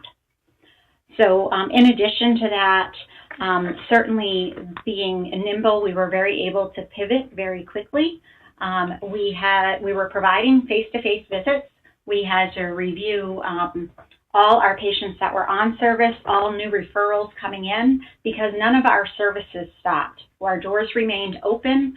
Like I said, our providers relied on us to potentially put eyes on and or keep in close touch with these individuals that were in their home. They wanted to keep them in their home, in the community, out of the hospitals, out of the ED. We were all working to really protect each other. We actually had expanded offerings to those individuals that we bring care to in transitional settings. So sometimes people think that home health, basically you have to have a home and that's where you receive your care. We've been providing care to individuals that are homeless, that are in transitional housing. Lots of people we see are couch surfing, especially in our maternal and child health program, a term we use, within. So really, we are really trying to support all walks of life with this. With COVID, it expanded that much more. We were involved in a lot of community groups that we have been involved in that we're really trying to come together to figure out how do we meet the demands and needs of these individuals in the place they're at. We didn't want them getting in vehicles and being transported, whether it be to the lab or to get a COVID test. Certainly, we also have facilitated meal delivery through the Vermont Everyone Eats program. We have a huge freezer downstairs. We deliver to our patients who have food security needs. And in addition to that, we also are supporting some of our staff that have some needs with their families right now through that. So it's been a huge, huge help. And then a lot of what we did, our goal was to really try to keep as many staff as possible employed. So what we did for some of those programs that have had lower volume and we were really trying to keep people out for as much as possible, or some of our clients just didn't want anybody coming in, but they had needs. We were having staff make phone calls to those clients on a regular basis. If they had the capability to video, we were doing that. And really the focus was, do you have what you need? Are you getting your groceries? How are you feeling? To really try to prevent social isolation in a time where so many of these individuals just couldn't go out and when they wanted, or couldn't have company when they wanted. So huge lift there. And once again, we had assisted livings calling us, community care homes calling us. When the governor ordered the stay home, stay safe, my phone started ringing off the hook. So really, we're considered a hub in the community. We work within a lot of these other organizations and housing units. You have several of those in Montpelier. And we were really trying to work together to provide them with the support. Some of them have no clinical staff on site.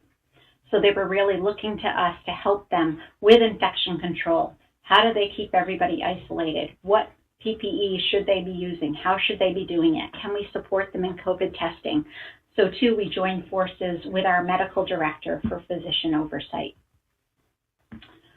With COVID testing, as soon as we found out there were tests available, our association, we have an association that works with all the VNAs statewide, we were able to coordinate with the Vermont Department of Health as well as with our local hospitals in all our areas, and we were able to provide and go to people to administer COVID tests. So once again, people from all walks of life, our homeless population, those in transitional housing, we were going to a lot of the motels and hotels, very close in touch with the Good Samaritan to keep individuals in place do the testing there to prevent them from having to get in a vehicle and go somewhere else to get what they needed. Also, while we were there, we were assessing their situation. Did they have food? Did they have what they needed? If they had a family and children, did they have internet access for those children to access school? Did they have a computer? And we were working with, like we normally do, but kind of in high capacity, with other organizations to get these individuals what they need.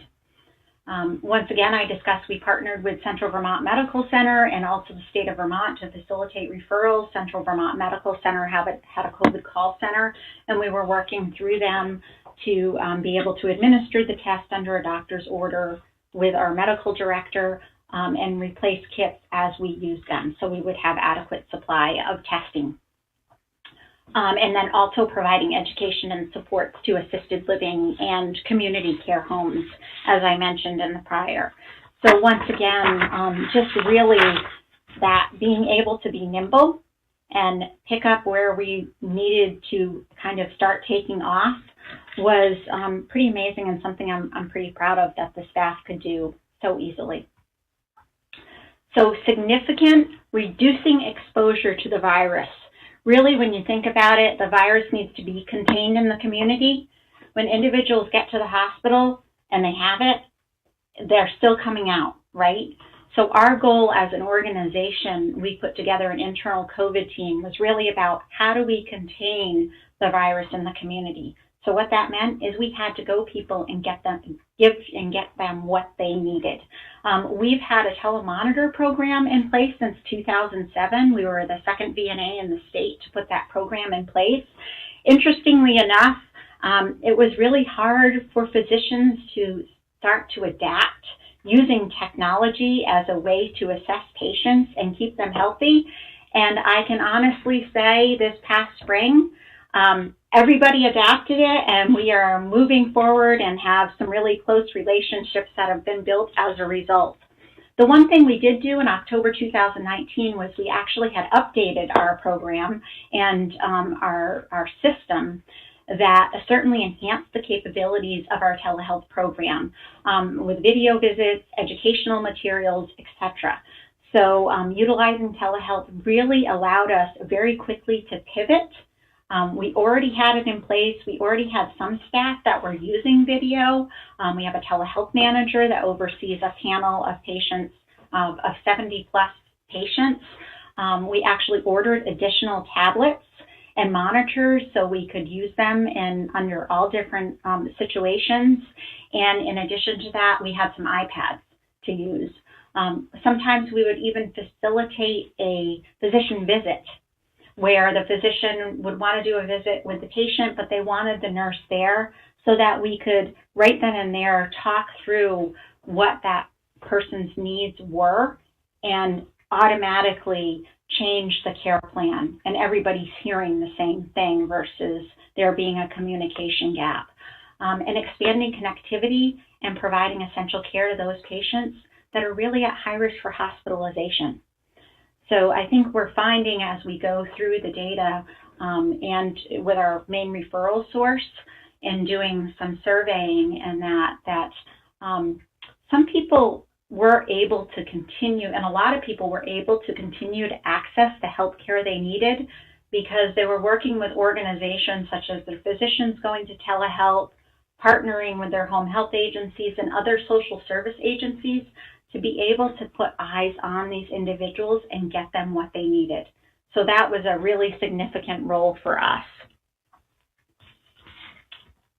And one other thing with connectivity, we actually worked with the Green Mountain United Way and really trying to, once again, get individuals connected to Wi-Fi or cellular access, whether it be for them to continue to receive medical care or for them to be able to get their children access to school.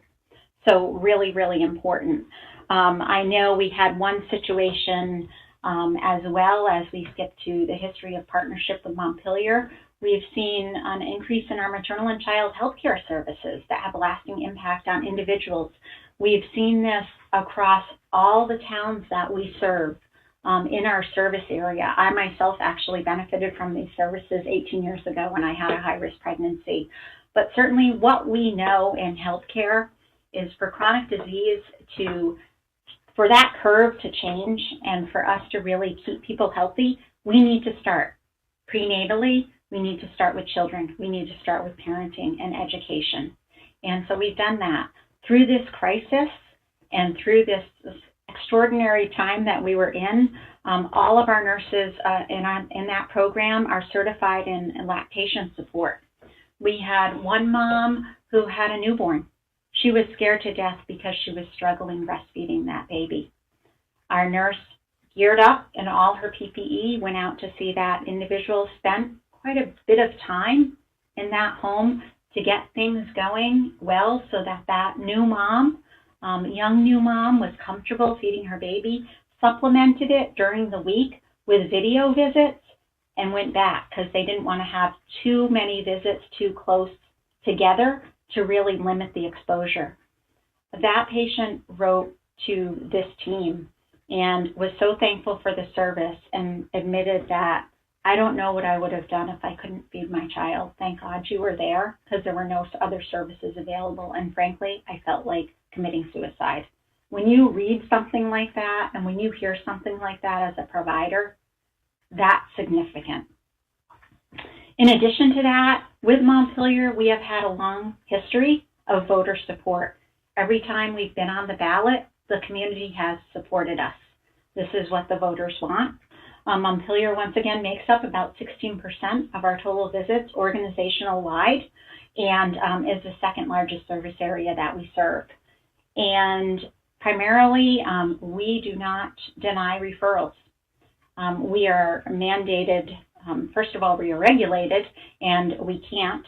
The only time we can is if we cannot meet the medical and social needs of that individual. And we go through a rigorous process with the state if we don't accept that client. And also, as I mentioned earlier, we have seen an increase in the number of Montpelier residents that we're seeing. Supporting Montpelier residents, the Montpelier Chief of Police, Brian Pete, did an amazing job in organizing a thank you parade for our staff. It happened at the end of October. We were very excited about it. Our staff know public safety officers pretty well. They're pretty intimate with the EMS crew. A lot of the work we've been trying to do is really making sure that we all as first responders are using our resources adequately. So we feel really good about having good relationships. We're actually piloting some work in Berry City with their EMS team right now. And if it works well, we hope to start trying to replicate it with other towns and cities' EMS staff. But ultimately, we want these individuals to be able to respond to things that really need their response. So how do we work together to do that? Why we need town funds? Certainly one of the key things is we reach vulnerable individuals, including people with low mobility and transportation challenges, to provide essential medical care and certainly COVID testing and treatment. This was significant during this and in this pandemic, and we continue to do that. We are seeing positive COVID patients on a regular basis. We are going out testing individuals on a regular basis, not only the individual that is the patient, but inevitably some of their family members. When we walk into a home, it's very similar to an emergency department. We do not have control over who's been in there. So ultimately, we gear up, we go in, we try to help the situation that's happening. We've been doing a lot of this testing just because it's part of our mission. How are we going to keep the community healthy and safe? We've been providing care to people at home.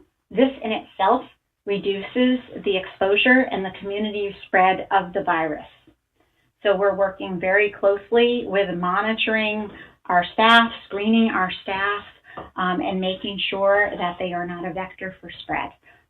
I'm pretty proud to say, and hate to even say it to a degree, but we've only had 3 staff that have been positive. And actually 2 of them were community acquired, And one was in a facility and with a recent outbreak, and they were doing postmortem care for a hospice patient. And I think it was just really hard to not be close together, and with the outbreak happening, it was certainly a fluke and no fault on anyone's part per se. And also, I think really in this moment of time during these extraordinary times, we were able to expand healthcare options. So by being able to really stand up and mobilize and provide telehealth, provide face-to-face, provide phone, and really not skip a beat, so to speak, and make it happen when it needed to happen was really key.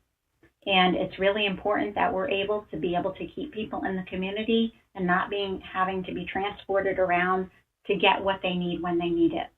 And really having a good working relationship with the towns that we work with public safety officers, with our local referral sources and other community service organizations.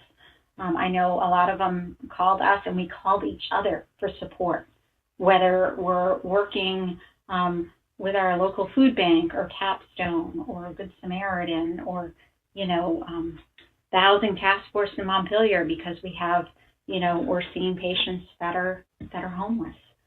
How do we manage that and get them what they need when they need it, where they need it? So that I know is fairly quick. I know I had a short amount of time on the agenda, and I am certainly open to answering any questions you may have. Great, thank you. It looks like you were stopping to share your screen. Great. Yep. Comments or questions from folks? Donna and Connor. Well, Sandy, I'm just so impressed that you really showed the broadness of your services and the depth of your care and involvement in our community. It's very impressive. I have people who've used Central Vermont Home Health, hospice, and I think I know about it, but you showed me how much I didn't know.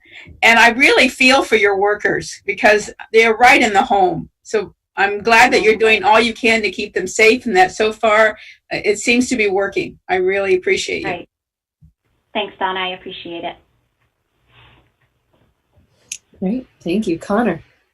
I would just echo Donna. I was watching the news the other day, and I saw like a hospital ward with like a bunch of like selfie sticks with like iPhones on them, just all across the hospital ward with people who were like on their last legs. And that was the only mechanism they had to say goodbye to their family. So, some of the situations you guys are in and how you pulled through over the last few months has just been incredible. And I think, some of the workers are the heroes of this whole pandemic here. I had an old mentor, Tom Moore, who passed away a couple of years ago. But he always said, like, Steve Dale had the best heart in state government. So just seeing Steve there in a situation where, he's reliant on this, it kind of hits home. So I really hope the voters of Montpelier come to the table for you and get you by this tough time. So thanks so much. Great. Thank you. Yeah, other thoughts or comments? Dan, and then Jack.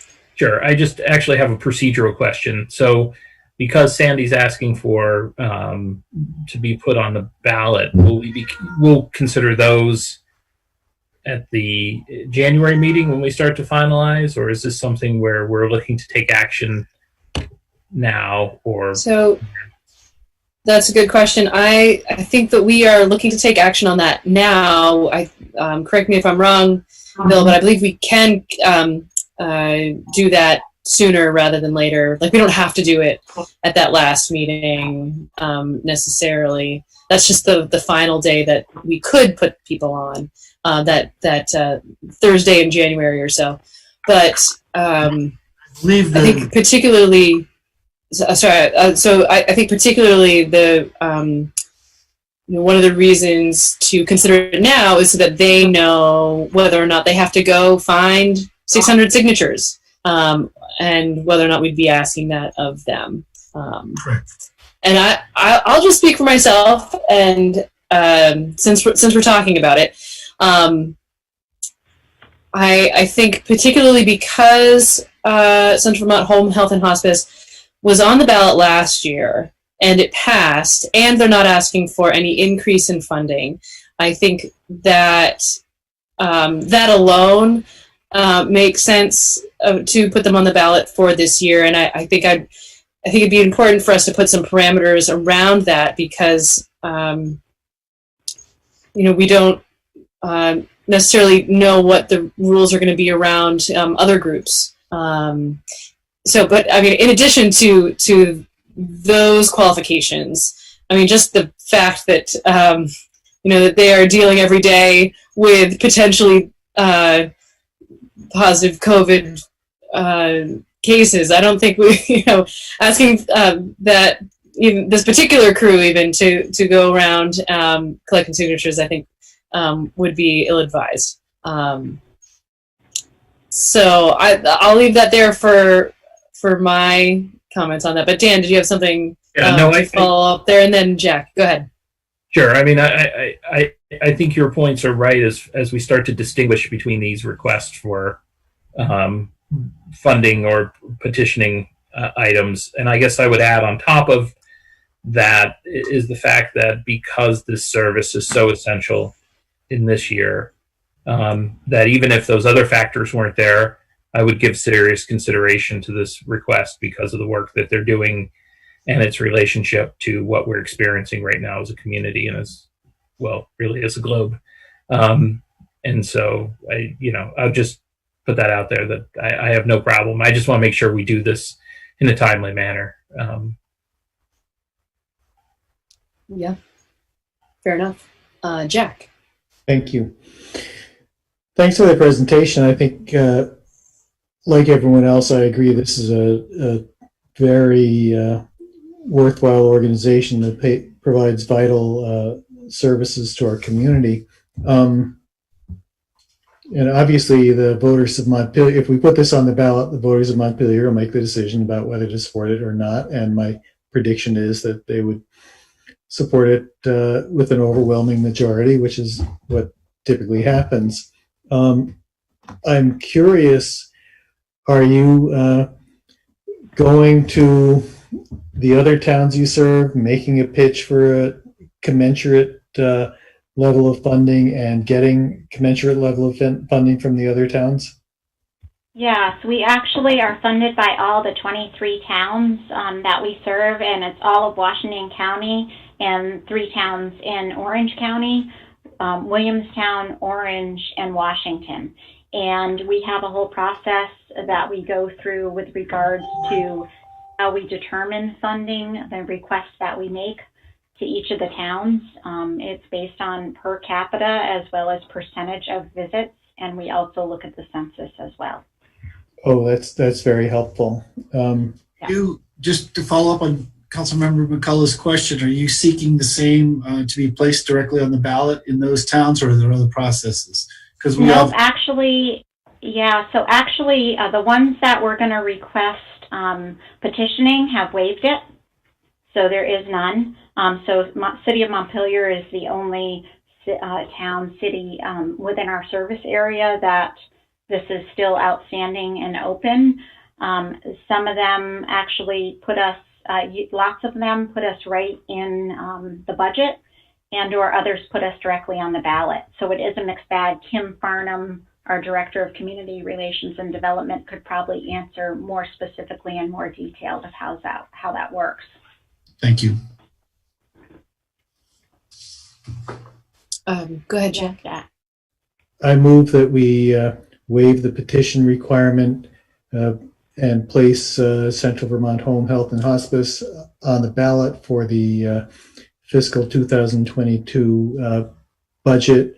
And I would note that I'm specifically basing this on the fact that this has been a petitioned item that has been supported by the voters in the past. I'll second it. Should we add the amount? 23,500? Yeah. Mm-hmm. Yes. Just want to check with John. Is that specific enough language, or do we need like verbatim language for you. I'm going to need ballot language. If it doesn't exist yet, I mean, you could just build it into, the motion, with the ballot language to be provided. So it should say, shall the voters of Montpelier approve the amount of $23,500? I think it probably makes more sense for us to come up with that language to craft the specific language later. So, as John is suggesting, to say with specific language to be crafted later, because we can approve it together with the things on. You have to approve the final warning and all the ballot items. And so what you're doing is instructing that this be placed on the warning. And so when you see the final warning and all the drafted articles, you'll have your chance to approve the wording then. Yes, we just put something on and you can mess with it. Basically, you're just telling them they don't need a petition, you're going to put it on the ballot. And you're making. Is that okay there, Jack, with your motion? Yep. Okay, great. And Donna as well. Yep. Okay, great. All right, super. Any further comments from folks? Public, anyone? Yeah. Madam Mayor, Steve Wicker. Go ahead, Stephen. I want to second and commend the frontline high-risk work. Hazard pay is warranted for these essential services, especially in that they're providing them to folks on the street without preconditions. That's excellent. I would ask, is Central Vermont Home Health and Hospice a charitable nonprofit 501c3? Yes, it is. Okay, so that I raised that question in the sense of public money going in the transparency requirements. The 990 that's filed and should be available would disclose in some areas these types of agencies are very top heavy with their salaries, and I would rather see the money go to the folks doing the work. Secondly, when you mentioned connectivity, I would encourage you to get your comments in. Tomorrow is the last day for comments on the Public Service Department's COVID response and telecommunications recovery plan. And your requirements for bandwidth and the minimum bandwidth requirements to do the telehealth services that you're doing need to be registered there, because they're headed down a path that would serve inadequate bandwidth for what you need to do. So y'all are a good constituency to argue for better bandwidth. So thank you for your work, and for I'll support your effort. Great, thank you. Yes, Steve, go ahead. Just a quick comment. First of all, thank you for your support for Central Vermont Home Health. My father came to live with us a year ago today. He turned 100 on June 9th, and wanted to thank the police department and the fire departments in Montpelier for being part of a massive parade on Terrace Street that was something to behold. But it is, little did we know what was about to happen. And I have to tell you that the services that we've gotten through this agency have been, have allowed this to be a really terrific year, an experience I never would have predicted. But you don't want to be taking a 100-year-old man into doctor's offices for COVID tests. For he had congestion in his head, and of course the concern was what's going on, does he have COVID, and so on and so forth. And having the steady support in the home has been an absolute lifesaver, to say nothing of some regular personal care services in our home that's made it really possible for this to be an excellent experience. And we have been really blessed to have him with us now for a full year as of today. And actually today is his 100th and a half birthday. So anyway, thanks to all of you, and thank you for your great work. Thank you. Other thoughts or comments? Okay. Moment. I just want to thank yes. all of the council members that I spoke with, just helping us navigate these waters as a newcomer to municipal government. So it was really helpful, and thank you very much. And a lot of your comments just warmed this epidemiologist's heart. To be fair. Well, we are so grateful for the work that you do. It is even more important now, and that certainly came through in your presentation. So thank you again. So I think there's been a motion and a second. Is there any further conversation? Okay. All in favor, please say aye. Aye. Aye. And opposed? Okay. Thank you, and we'll be rooting for you on town meeting day. Thank you very much. Yeah. Thank you much. Yes. So Donna is asking for a break, if I'm not mistaken. Yes, Bill.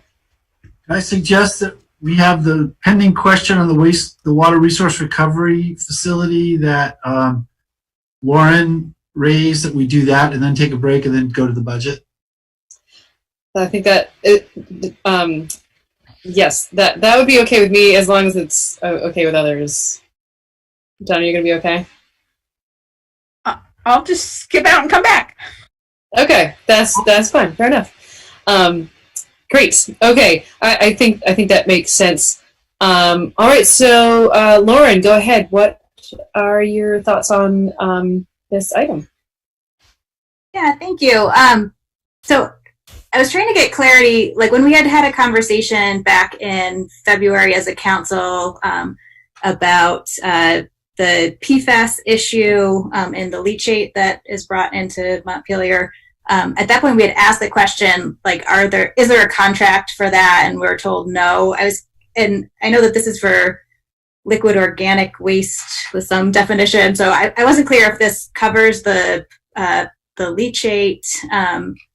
First and foremost, I guess that's one question for Bill or whoever on staff. I believe it does not. I believe this is the capacity that we've supported with the new wastewater treatment plant, the new capacity to take heavy food waste and those kinds of things.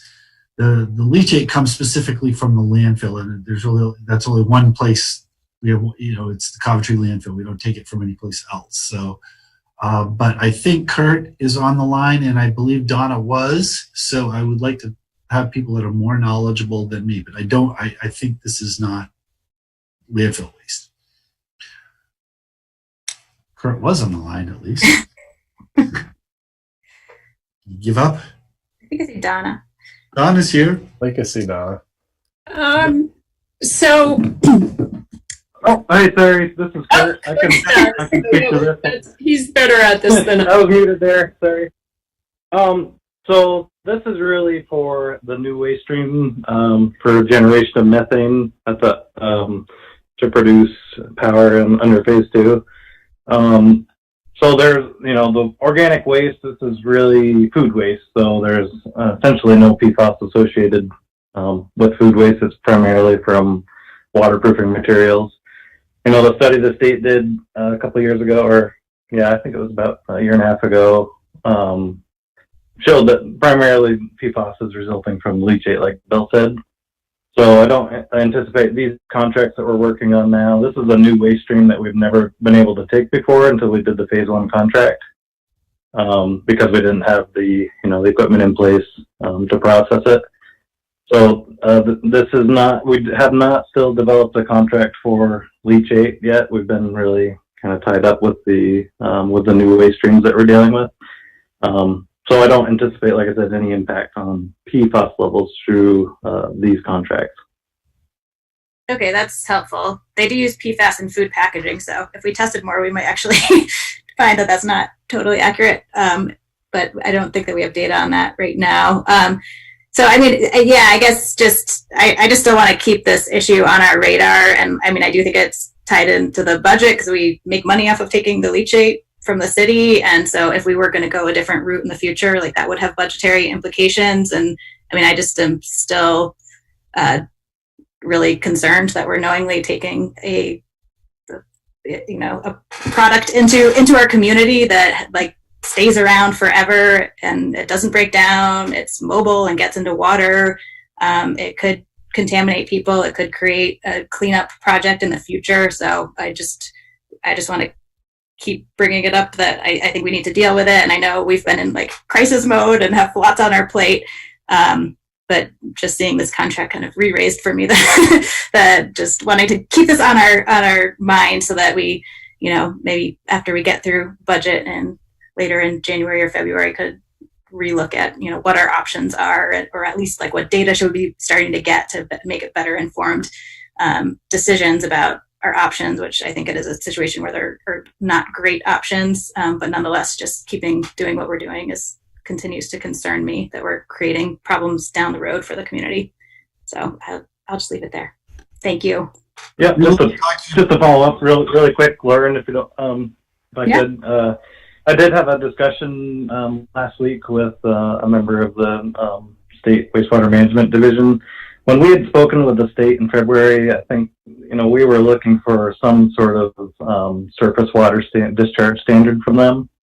And they're still working on that. They have not created the surface water discharge standard.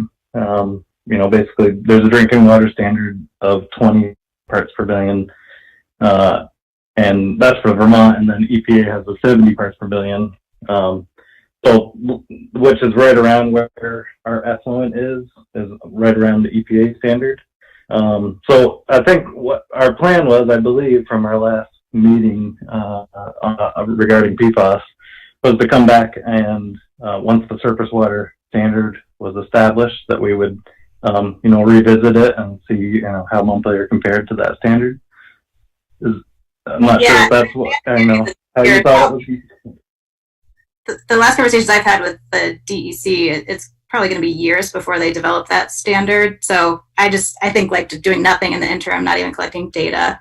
I would like to continue the conversation of, if nothing else, better understanding what we're bringing into the community and what implications it might have. Totally hear you. It's very hard to deal with because there's not good federal action on it, and every state's kind of grappling with how to deal with this kind of emerging contaminant concern. But knowing that bringing it in and potentially creating a problem for our community, I think we can do better than just sit there and wait and keep doing it. And we will have the water and sewer budgets in front of you in February. So it might be a good time to dig into that a little more. Great. Thank you. Thank you. So is there a motion regarding item B from the consent agenda? I'll make a motion to approve the contract for the waste hauler contract as presented. I'll second. Any further discussion on this?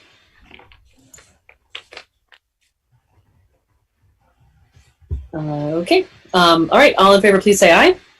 Aye. Aye. And oppose. Okay. So that item passes. And we're going to take a break. It is 8:44, so see you back here in 10 minutes. 9:44. Or, yeah, 8:40. 8:54. Oh.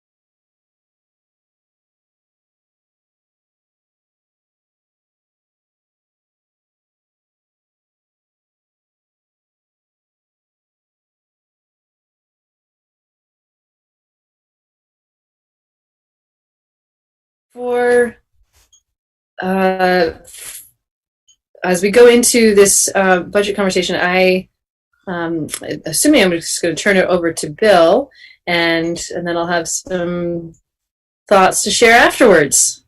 So go ahead. Thanks. First of all, hopefully, you should have all received the budget delivered electronically Friday night, and then maybe a revised version on Monday. Some of you that wanted books, the books are here. I think we have books for everybody if you'd like them, or not, we can start. I'm going to do a very quick summary, basically just a fine-tuned version of what you saw last week, now that we have some details to set up the conversation, and really want to get right into the meat of it. So if I may, I'd like to share my screen, assuming I can. May I do that, Cameron? Now you can, yes. Now I can. Beautiful. All right. That is not what. All right, hold on. So there it is. Here we go. So hopefully people can see this. Yes. Is my screen on? Yes. Great. Okay, well, last week we gave you a preliminary budget overview. This week is really the proposed budget. A lot of this is going to look really familiar, but I will get through it relatively quickly and point out the highlights. Again, the FY22 budget, the real story of this was the major budget gap due to COVID. We needed to deliver responsible services, implement our strategic plan, and we based it on a one-year COVID-19 horizon, which really at this point is more of a 1.5 year, because we're talking about between now and June 30, 2022, so almost 18, 19 months. And acknowledging that residents and businesses have been hurt by COVID, both emotionally, physically, and financially. Our strategic plan priorities set up are community prosperity, COVID-19 response, environmental stewardship, more housing, responsive and responsible government, and sustainable infrastructure. So what were the problems? Again, I won't go into these in detail, but we had major revenue shortages, including parking fund shortages that had offset expenses in the general fund, leading us to about $1 million shortfall. We also had some built-in expense gaps, including, as fate would have it in this year, a 27th pay period, which just added one segment of cost. We only have once every 12 years, making a combined gap of just under $1.5 million. So the budget we provided, we really didn't really focus on any one area. We looked across the board at everything. We've held 6 positions vacant. We reduced the capital and equipment plan. We've, at this point, held some funding vacant in external and community funding, although I know that'll be a conversation tonight. Our operations funding is down, and it assumes no ballot items, which that has already changed. So that was a way of closing that gap.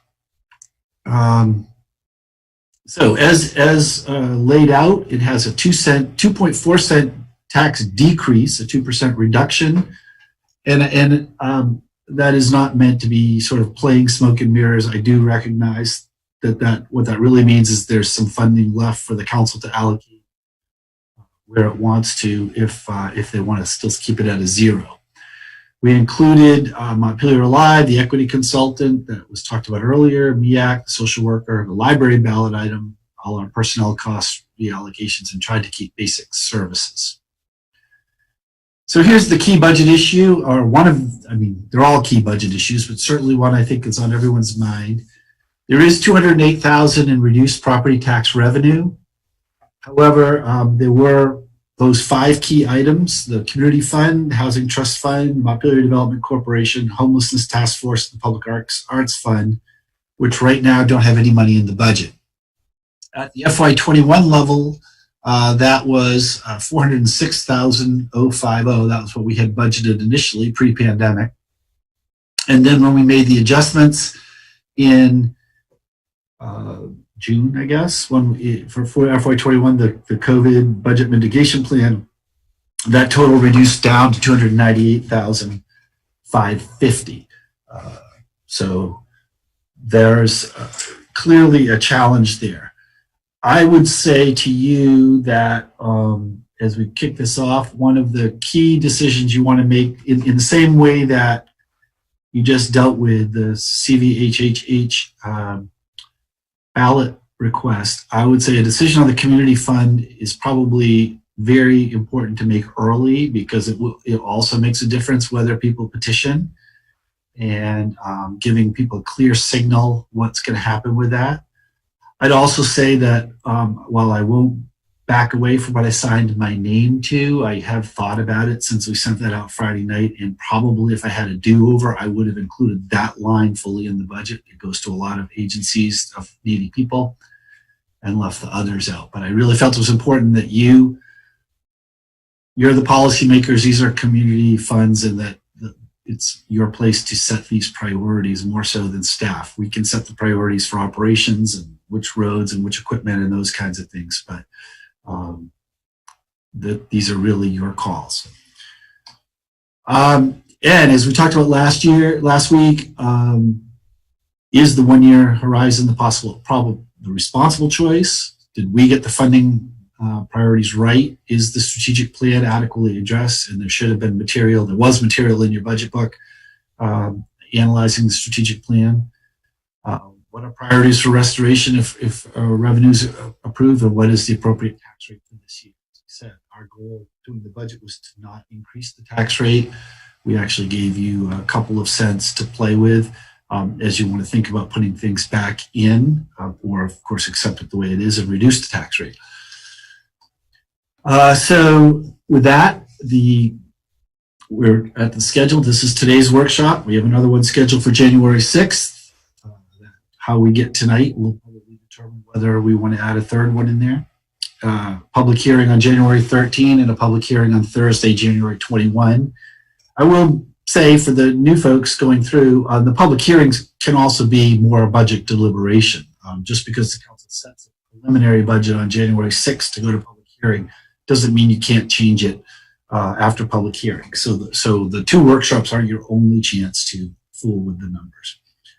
As we mentioned earlier, our goal is to have the water and sewer budgets to you in February to discuss those budgets, since those don't go on the ballot but are still important. And then our residents will be voting on the general fund on March 2nd, and the early voting to start.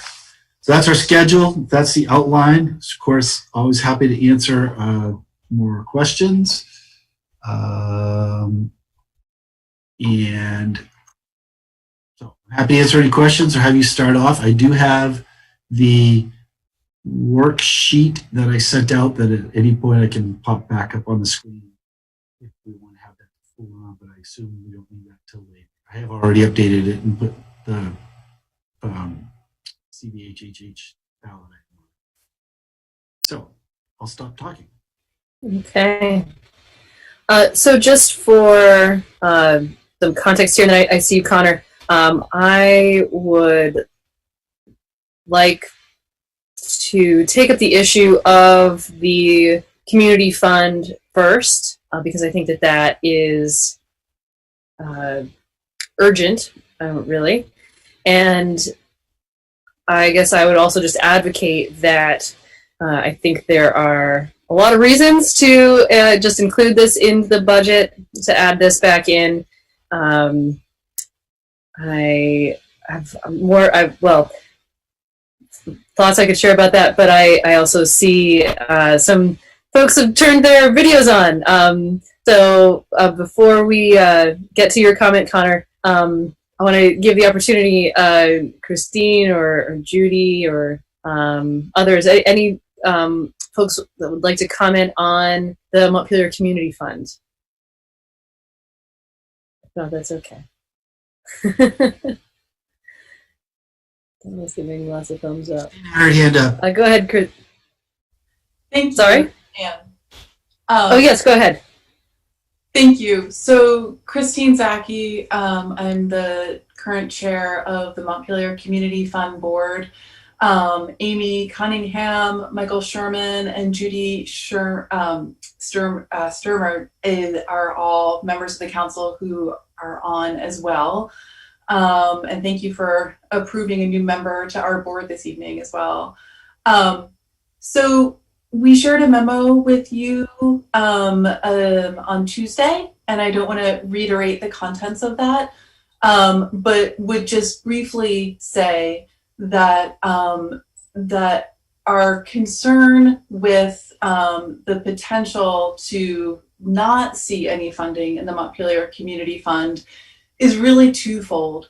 It's the real financial and human impact on the nonprofits, the programs, the services that make Montpelier the community that we know and love, and also it's the precedent around process. And so it's both of those issues combined.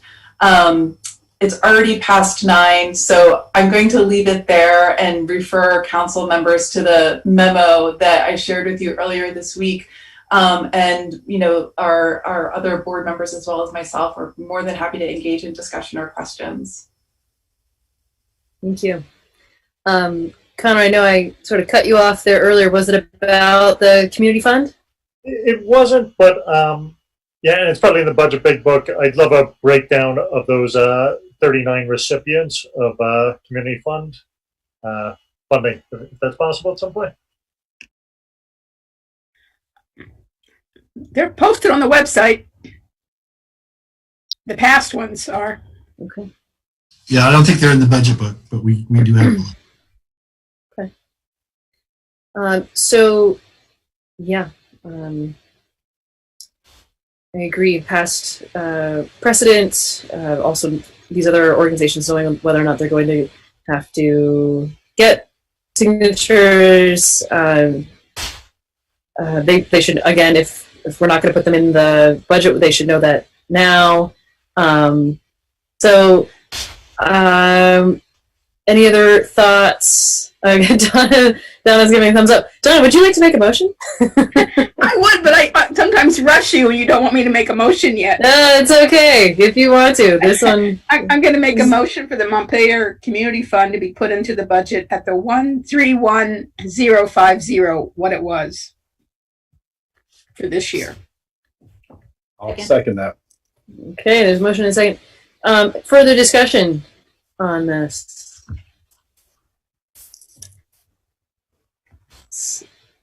Okay, I'm not seeing any discussion. It's very interesting. I mean, I think it seems like this is something we need to do. All right, so Dan, go ahead. Yeah, I guess if we want to sort of mull it over a little bit publicly, you know, the community fund strikes me as our version of the United Way, which is, you know, these are 39 different recipients that are of different, you know, they range from the arts to human services to other important features. And my understanding is the community fund was even created to stop this sort of hodgepodge series of independent budget petitions. And that, of course, would be undone by zeroing this out. So, you know, this strikes me as a strategic, you know, return to the budget that serves a lot of the services and worthy organizations that we would otherwise be parsing out one by one. And that's the whole reason to have the community fund board to do that. So I support this. Thank you. Jay. Well, I just want to add too that I want to thank Christine and folks for putting together that memo and that pie chart that really shows the diversity of organizations that this fund supports. I think that that's really important as we think about putting it back in the budget. And the other piece of it too, is concerned about creating a situation where folks are having to compete, and we think about trying to, you know, get on the ballot and compete for attention and campaign and invest very, very limited resources to try to connect with city resources that I just think would create a process that is just really unnecessarily and not serving our community. So thank you. Other comments?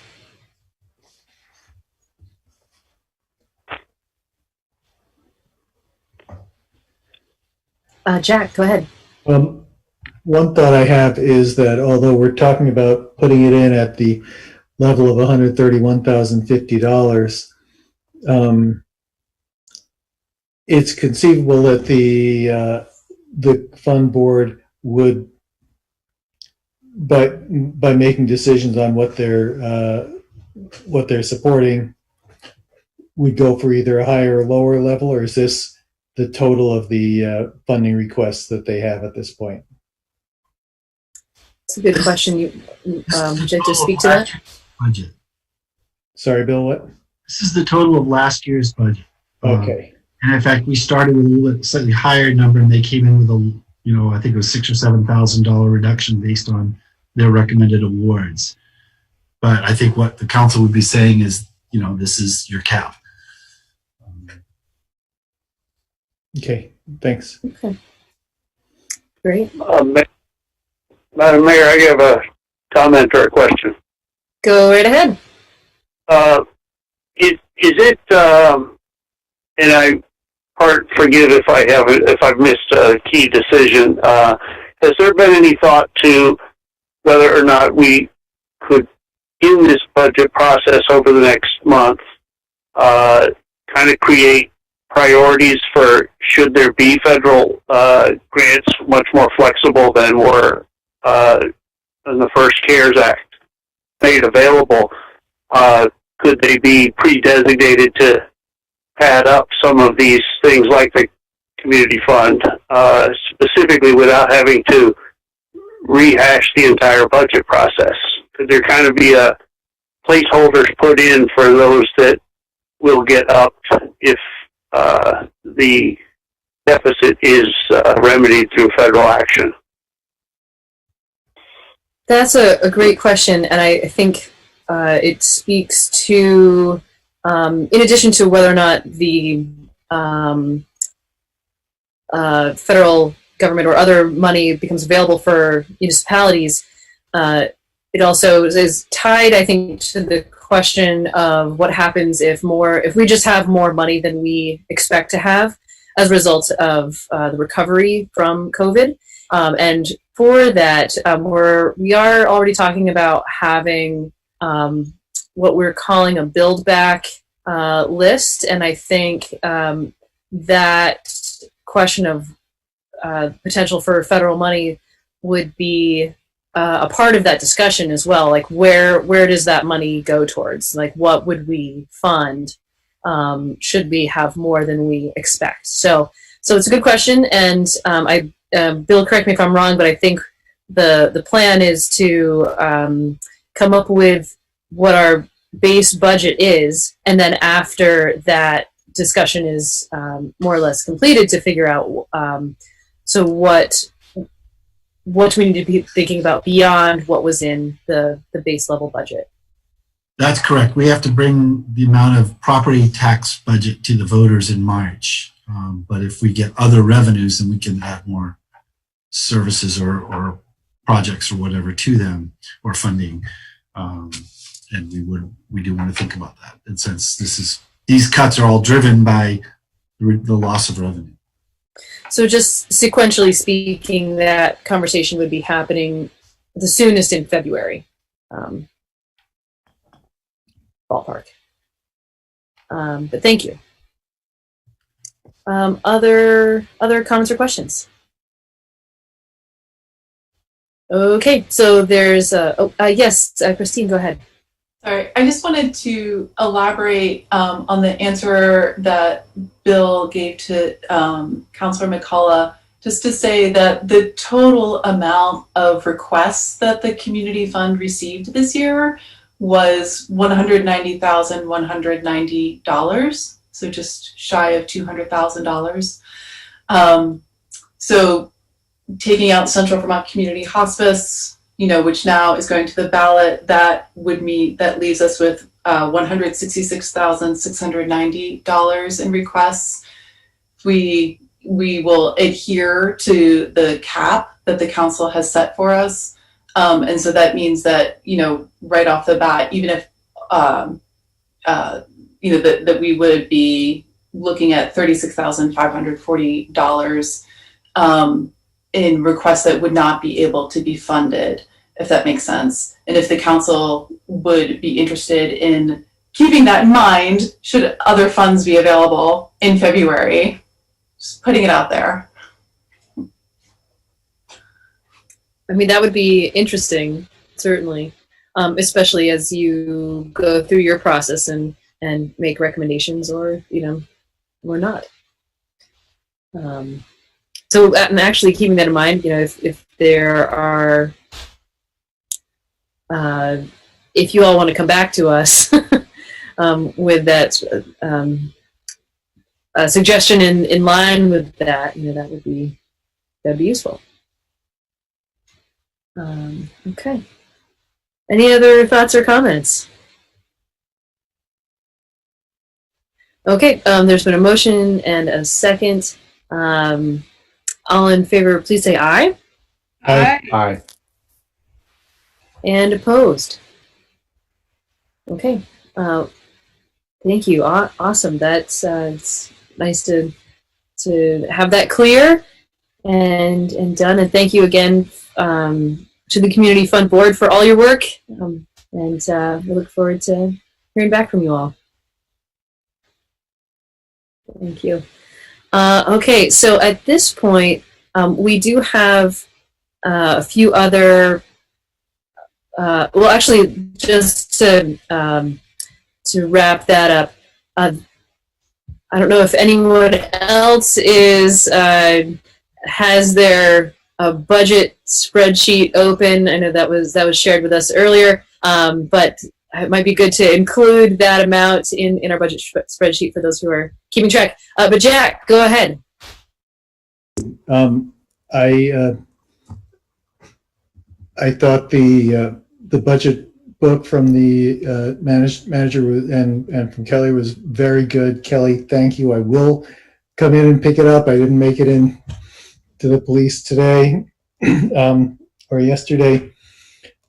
I thought the discussion about the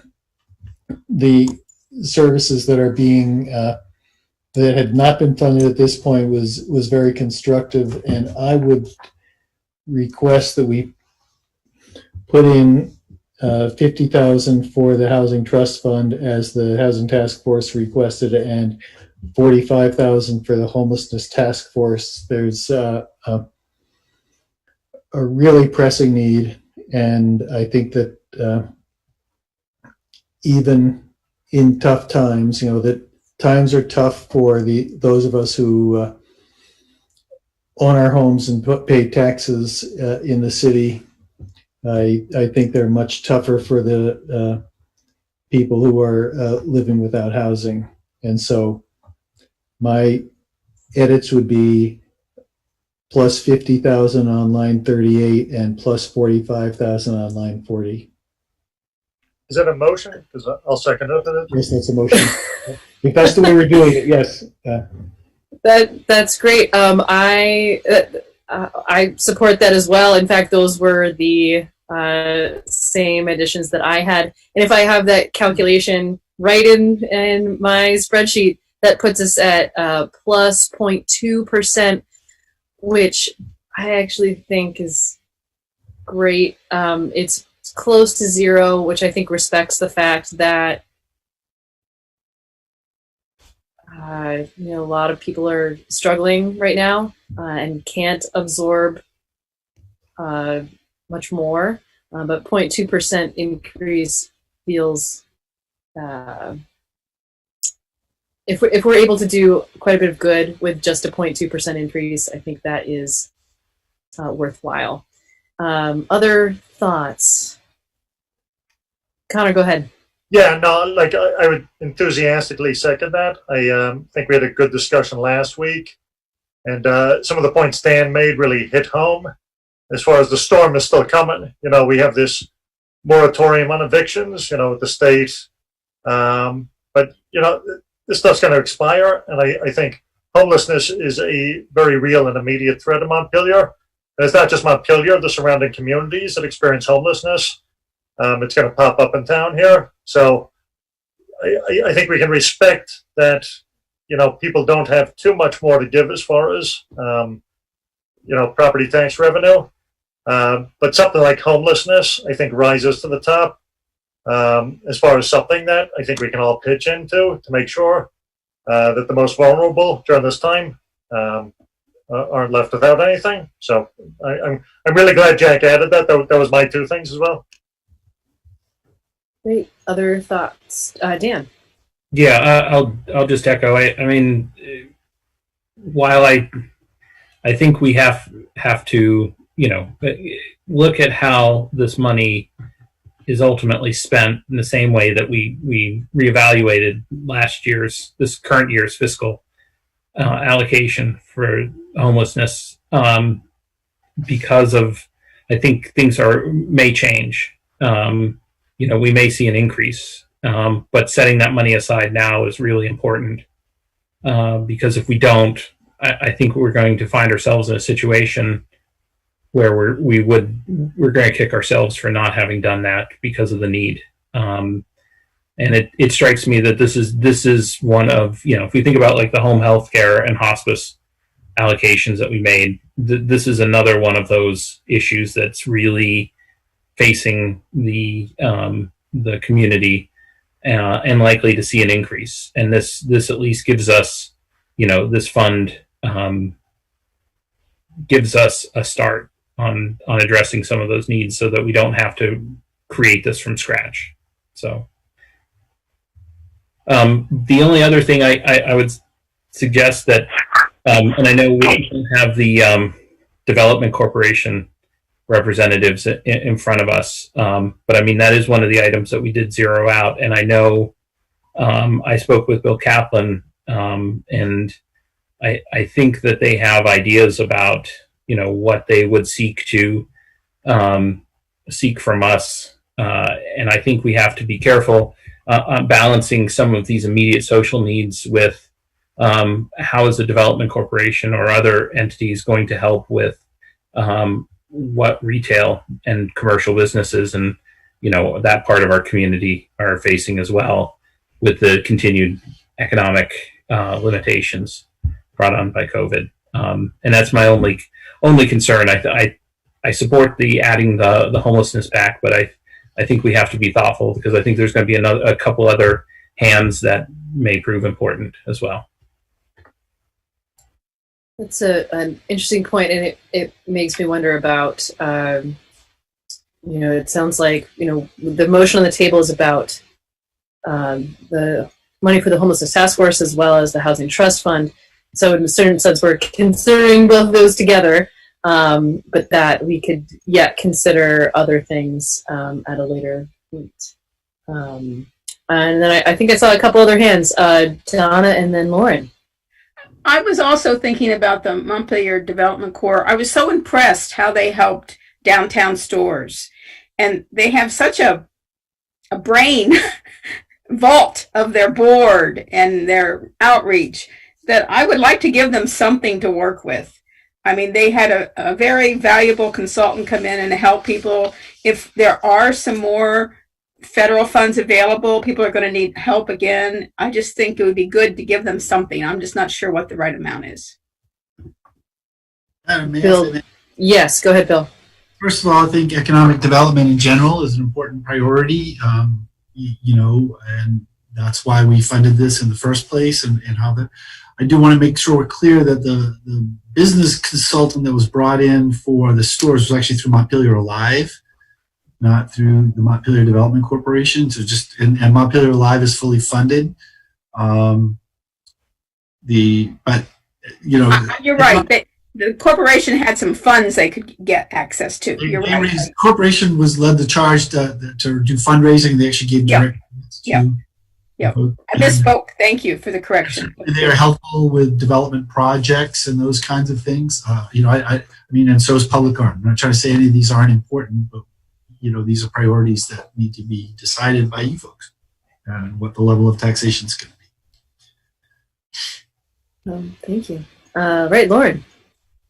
Yeah, I mean, I wholeheartedly support adding back in the housing trust and homelessness task force funding. I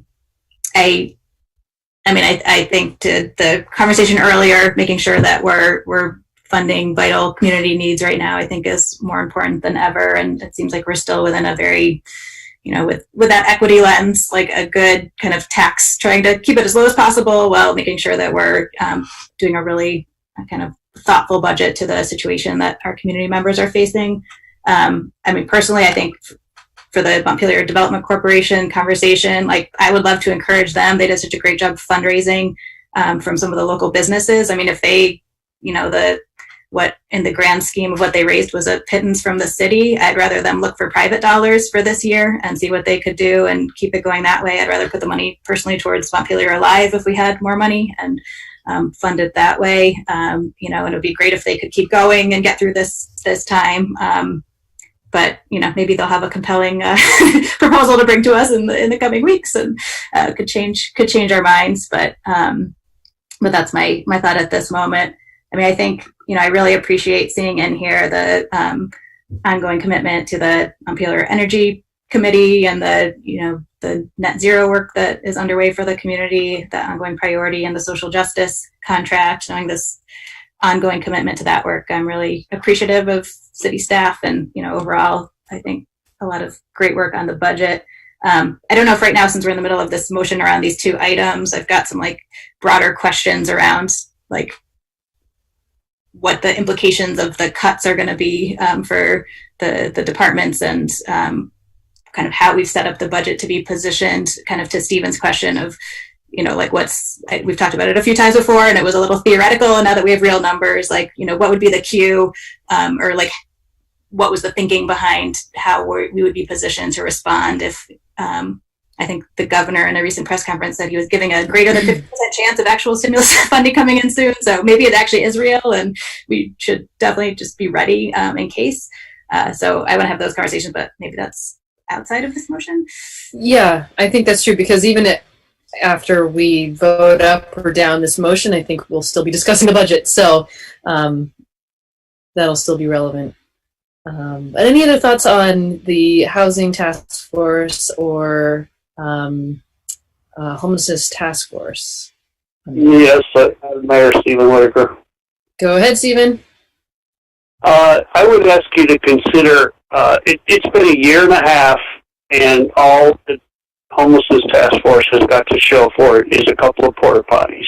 So I would ask that you consider one of the council members potentially making a friendly amendment that you continue make the award, the $45,000 appropriation to the homelessness task force contingent upon production of a plan and its use as matching funds. There's plenty of money out there from foundations for that purpose, and it would necessitate some matching funds. So by conditioning that $45,000 award on its use as matching funds, you could potentially leverage it 4 or 5 times, and you should require a plan, because that task force has been foundering for a year and a half and has accomplished little to nothing. So having been a founding member of it, having pitched for its creation, I feel very qualified to ask you to hold that accountable and leverage it into real action. Thank you. Thank you, Stephen.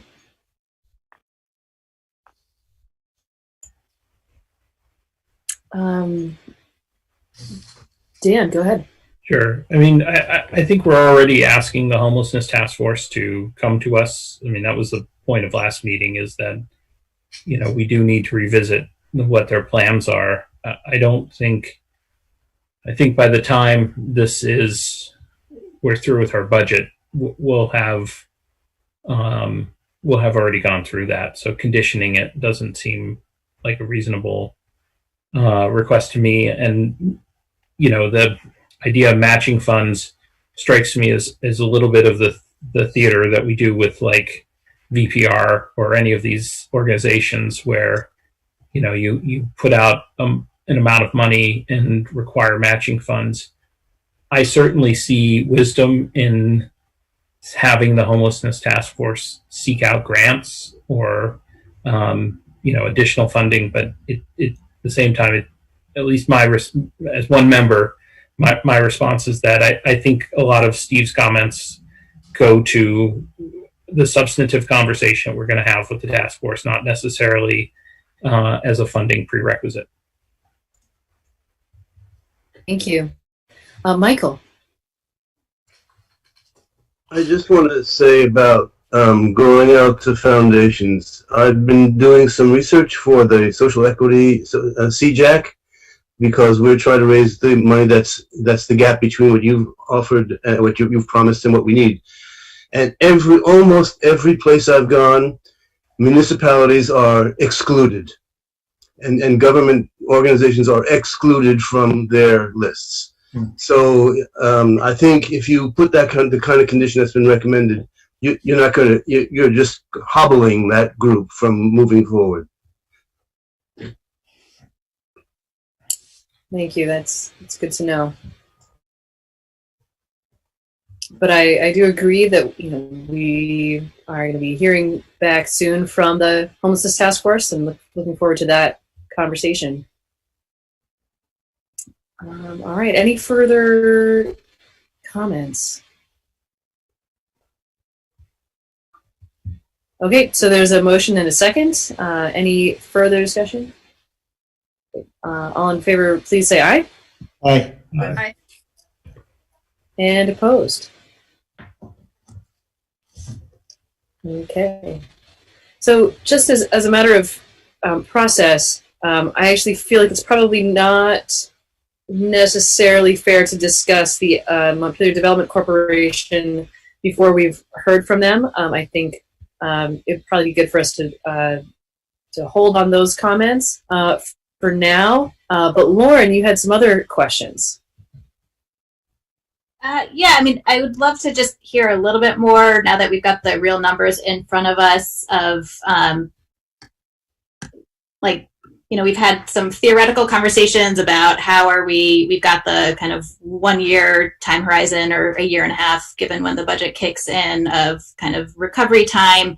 And so could you just describe again, now that the numbers are real, what you're proposing, what the implications for the city and like the functioning of the staff, and like what risks do you feel like this raises? Because it does, I really appreciate bringing a budget that meets these really, incredibly challenging numbers, and what does that mean for the departments, and where are people going to be kind of suffering over the next year under this budget because of the cuts that, the departments and you all have put forward to us? That's a great question, and I think representatives of virtually all the departments are here and can speak for themselves. So I may have particularly the ones that have some staff reductions talk about those. For the most part, we're reflecting what's already happening, with actually maybe some putbacks from the sort of current boots on the ground. For example, finance is actually operating right now -2 positions, and we've got 1 retained in the budget, so hopefully they'll be filling 1. DPW is down 3 or 4, and we've got them down 2. So there could actually be a little bit of improvement from what we're seeing now, but they'll definitely be stretched. And the same thing with the police has been running. We've with 1 vacancy, we actually have 1 officer that we lent to the state's drug task force, who they're paying. So that's how we opened up a position, and that's been, since the school resource officer is on hold, that's worked out okay. I would say probably the biggest hit, in my opinion, is going to be in the rec department. They've lost 2 maintenance people, which are their 2 maintenance people. And the plan for at least this year is that the Parks Department will assist them. So there will be some stress, I think, on those two departments, and with some commitment from really all the rest of us to kick in. And when I say that, I'm not really kidding. One of the things they do is mowing, and at our budget Congress, everyone's hand went up to volunteer to take a turn mowing fields for a day, including mine. So I think we're going to try to get most. If any of you want to mow, let us know. But I think, that would seem to me the biggest strain area. But we also don't know if there's going to be rec programs at least this coming summer. So that was the balance, right? Is what's going to be the need? Will there be baseball being played on the fields and those kinds of things? What kind of effort is going to be needed? So, in bigger picture, to answer your question about putback, and I think some of that is a policy discussion for this process and now or later. In my mind only, and this hasn't been discussed with the team. It really depends on what the funding source is and how it looks. So if it's like a one-time, here's a slug of money to get you through. My inclination would be to say, let's go back and do more construction projects. Let's, get some of that equipment. Let's use it on sort of one-time items to stay caught up in those areas, because we won't necessarily be able to rely on that going into the future.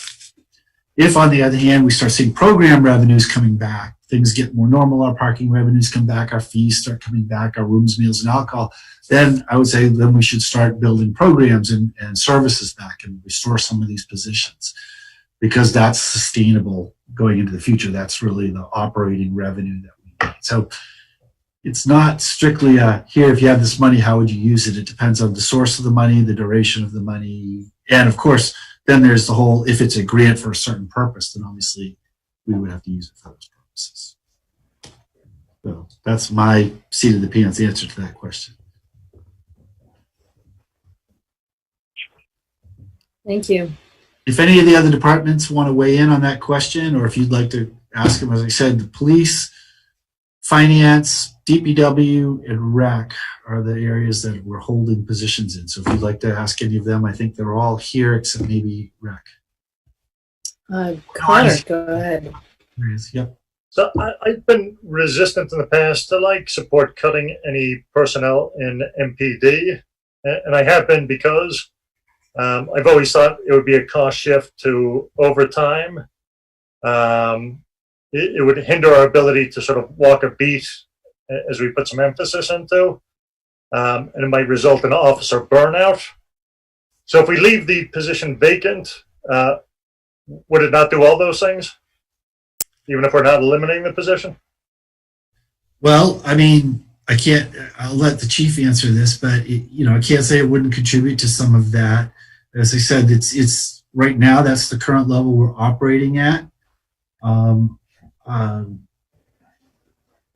Obviously we don't know what's going to happen long-term with the school resource officer, but without that position being dedicated to the schools right now, she's essentially taking up that other patrol slot. So our patrol slots are the same as they were.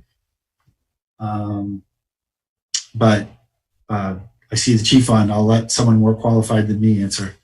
I'm sure he'd like to have at least the Well, sir, I think that you definitely hit on the head, and I appreciate you, sir, having that concern, because that's what the sergeants and the captain and I have been talking about. In a very stressful time right now, we're already having burnout and we're already having low morale because of the current conversation and what we're trying to do. To reestablish trust within the community, and it is going to. And so we're trying to figure out a lot of ways that we can take the administrative lift off of the officers, shoulder them as supervisors, and get our officers to be up to be more visible. But they're already working a lot of overtime. They're taking over shifts, and it's been been a challenge, and I really commend them.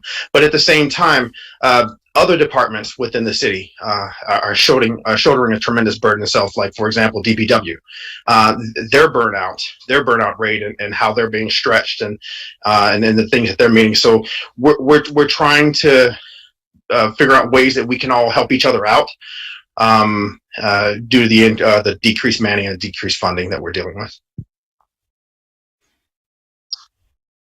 Go ahead there, Connor. So is the overtime taken into consideration with the amount we would reduce in personnel then? Yes, sir. That's one of the things I've been looking at. But I think that for the overtime budget itself, to me, it's this isn't a popular thing to say in this day and age, but I think that the overtime is indicative of the need to add potentially additional personnel. To me, when I see overtime costs going up, and then I'm looking at who is taking the overtime, what are we taking the overtime for, things to that effect. It's a political risky type of recommendation. But yes, I am looking at substitutions for overtime, and I'm looking at that. But everything is balancing out, at least in my eyes. Great, thank you. And certainly keep us posted on that. Okay. Other questions that you all have? I'm just coming back to Lauren. Did we answer your question? Was your question answered? Pretty much. I mean, yes, and I'm sure there's like a lot more more detail. Right. I mean, I do wonder before the next meeting if conversations, maybe they've already happened, but I mean, I know a lot of it's guesswork, and we'll have to put the budget out before we'll have certainty, and in all likelihood. But like getting a sense from our federal and state legislative partners on like, what are the most likely things that they're seeing? Like, what is the conversation of what those state and local grants are shaping up to be, or how Vermont would be likely to actually handle that? Would it be more likely the block grant? Like, if we can get any clarity, just to make sure that we're prepping in the right ways. Like you said, I do think the construction projects and stuff make a lot of sense for a lot of reasons to try to get caught back up. Probably almost no matter what the scenario, that would be the kind of like shovel ready thing that you could see money coming in for. And I really appreciate trying to hold on to the staffing structure and levels for the city overall, even with open positions for now, but looking at holding them so that we're, maintaining the services as best we can in the interim, and then able to fill those as resources come in. Really appreciate not using this moment to shrink services that we're offering our community. So we'll just offer that as well. Madam Mayor, can I make a comment on this? Hold on one second. I don't think Lauren is done. Go ahead, Lauren. One more quick thought. Just so Jack and I are serving on this committee that's really going to be digging into the budget and what time is spent with Chief Pete and the other people. So I'm really looking forward to to me, like data-based decisions of allocation of resources and the right levels for our city and all of that. We just got underway, so that's it's not ready for right now, which I'm sure is frustrating for some people. But I hope we do that well and right for the community, and with lots of community input, and can hear a lot of perspectives and look at the data to really make some well-informed and thoughtful decisions, as we move forward for the community. Great, thank you. Stephen, do you want to make a comment? Yeah, I want to make, I know many of y'all are probably tired of hearing me talk about the decades of neglected maintenance. We have a problem with public works, not the department. The department just needs greater support. That I'm glad that Lauren just made the comment about shovel-ready projects. I think we should put additional money in the budget for the surveying so that we've got a new team in Washington that's going to put big money behind infrastructure. And the more ready we are with having already surveyed some of the projects we want to embark with, we'd be better positioned to get early access to that money. Secondly, we keep ignoring the fact that we do not have a plan to catch up. We've got a pipe break every few weeks, which totally derails any efforts to catch up. It demands all hands on deck, and we're short hands. So I'm watching this. We're taking one step forward with thoughtful planning and, Donna's engineering expertise and her team, but we take 2 steps back. We slide 2 steps back every time there's another pipe break. So we need to get a real serious commitment of funds and support. And I believe that they are, I think they're discouraged and not really allowed to ask for what they need. And I think that needs to change. I think they need strong advocacy on the council to request and demand to see a plan and run it by other engineers and make sure that it's climbing out of this hole. But that's 2 things. I mean, I've given Donna a list. There's plenty of lists around that having shovel-ready projects and charting a path that's going to avoid this 1 step forward, 2 slide back pattern that we're stuck in. Thanks. Madam Mayor, if I may, to that point, we have freed up surveying money in the capital plan. We talked about that, I think, at one of the earlier budget sessions. I think when DPW was talking about when they were doing the infrastructure update, the need to be prepared for particularly the State Street project, and that money is now in the it's included in the capital plan. I didn't call it out specifically, but it is in there. In fact, we had $50,000 that was being used for basically to offset one of the staff positions, and we've reallocated that down so it's used strictly for project management, so for surveying and project prep. So that's on the way. And then the water and sewer line and maintenance plan is actually in the water sewer budgets. It's not in this particular plan, so we'll be talking about those. We can go into detail. The recent water breaks, I think, were all very attributable to an incident, not an incident, but there was a shutdown at the water treatment plant, which created a water hammering effect through, which caused a series of breaks that were directly related to that.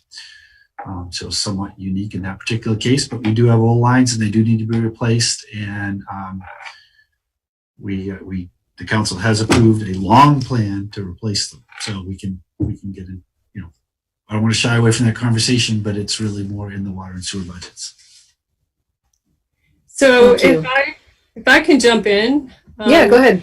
Just a comment. I do appreciate the consideration. I think that we did a good job during our budget discussions about acknowledging that we needed to cut a fair amount out of the budget.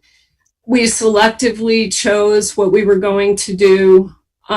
We looked at both this year and the upcoming year. Project-wise and staffing-wise, we're in the process right now of being able to hire for 3 positions, which will only leave 2 vacant positions in the upcoming fiscal year. I think we'll be offering a person one of those positions in the upcoming week or 2. So we're on our way to rebuilding strategically some capacity in the department. I don't want to sound like I'm saying we don't need any help or consideration, but we're climbing back. We've looked at the projects that we can undertake. We've looked at the fact that it's likely that if there's money coming from the federal government, it'll be infrastructure related, and that will help us. We are out straight on any given day because we're short in the management positions that we have by at least one of those two people that won't be replaced. And so the rest of us are taking on that work, and we're trying to innovate at the same time. So I just wanted to express those situations. I feel really well supported by Bill and Kelly in terms of looking at our budget, and the other departments are have all indicated that they will work with us and support us as we move forward. And so I want to give you this perspective so that you know that we've come together as a group to look at the needs that the city will have. And I think we're poised pretty well, even though we're understaffed and under-resourced. We're not in a desperate place at this point in time. Certainly, if anybody wants to suggest that we deserve to have more money or more staff sooner than later, I'm not going to oppose that suggestion. But and we will have to amend our plan for how we tackle and prioritize infrastructure work in the coming year. But I think we're in the best place we can possibly be for the circumstances we're facing right now. Thank you. Jack, and then I just want to be conscious of the time and also acknowledge that we will likely have more conversation about the budget. This is our last meeting in December, is that correct? Right. So we'll have more conversation in January, but Jack, go ahead. Thank you.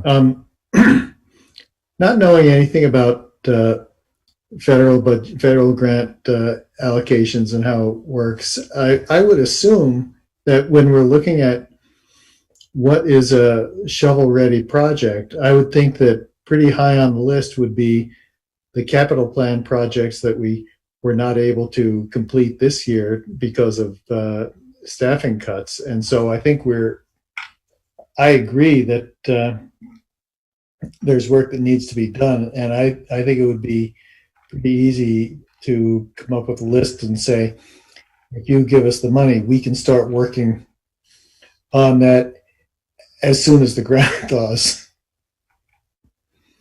No, I think that's right. And you know, we're talking about the shovel-ready projects because that was the key term in the ERA funds in the Obama era stimulus money. But there's been no necessarily indication that that's what this money would be for this time around. Whether they would just be general grants to governments or what. Well, I mean, so far there hasn't been any indication any money at all is coming from Washington. But maybe a little now, but so it's everyone's guess is as good as any. But I think whether it's a requirement for a grant or just practically speaking, right? We have a lot of projects that we've planned to do that we've put off, and then we have a major sort of East State Street water, sewer, road, CSO, major project. Which, if there's going to be big money coming, we'd love to get it for that. So that's the one that we funded to make sure that all the surveying could be done and the early engineering could be done, so it would be ready to go if suddenly some money came for that sort of thing.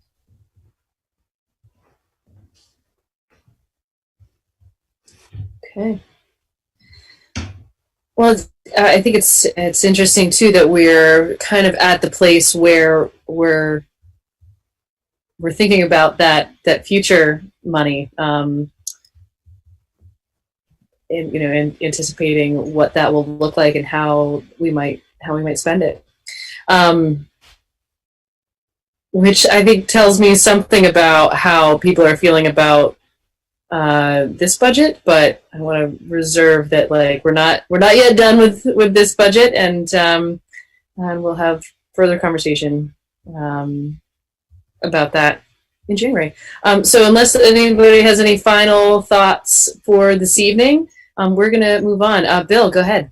Yeah, so I just related to that. Our next meeting is the January 6th, which really is a budget workshop only. Hopefully, we may have a consent agenda, but other than that, there won't be anything else on the agenda. The next regular meeting is the 13th. So if there is, whether you think of it now, but if there are specific pieces of information or questions you have, or people you'd like to have present at the meeting, or anything like that that you want on the 6th, please let us know so we can be prepared to provide that, because then you will be moving into public hearings. So we want to make sure we can answer all your questions or provide, get you whatever you need.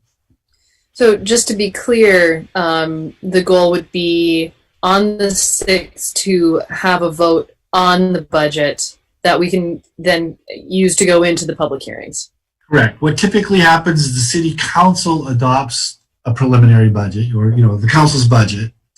So it goes from being the manager's proposed budget to the council's proposed budget to the residents, voters. But then you have two public hearings on the council's budget, and you can change the budget based on those hearings or just on your own conversation. So the one you vote on the 6th isn't necessarily the one that goes to the voters. The one that you vote on the 21st is the version that goes to the voters. So you have more, in years past, the council said, well, this is where we are, let's just go with this, but we still may change it, but at least there's something that's got a preliminary, this is what we're floating out there. Right. Okay. On the 6th, and that's the one you want. Yeah. Jay, go ahead. Yeah, just a couple of quick thoughts to follow up on the conversation. It's been bouncing around a little bit, but working my way back. One is that I wanted to Connor's question about the SRO and Chief Pete, just so folks know that committee has been working really hard and meeting weekly to work through this process. It's a large committee. They're gathering a lot of community and constituent feedback right now, and sort of working towards being able to make a recommendation. But ultimately, what the committee will do is make a recommendation to the school board. So don't expect a decision to be made on that quickly. Ultimately, from a budget perspective, it's, we contribute to half that position. Of course, there's variability in the role that position plays, whether they're in the schools or a patrol, just out on patrol. But as we talk about the budget moving forward, don't expect any sort of decision to be made in the near future that would impact what we're talking about, and ultimately leave it to the chief and Bill and others to figure out how to best manage that process. And then going way back a little bit, I just two quick points and then a question around the MDC. One is I think it is important to acknowledge that while Montpelier Live managed the business consultant who helped all the downtown businesses, the MDC did help fund that position. So they did play a role there.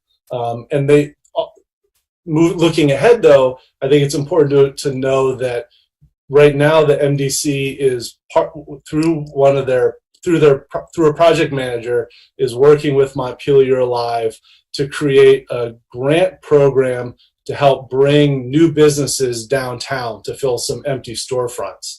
So they are engaged, via Montpelier Live as we look, to, New Year's Day and beyond. So they're doing work on, on behalf of our businesses. And so I don't want folks to think that there's nothing happening there.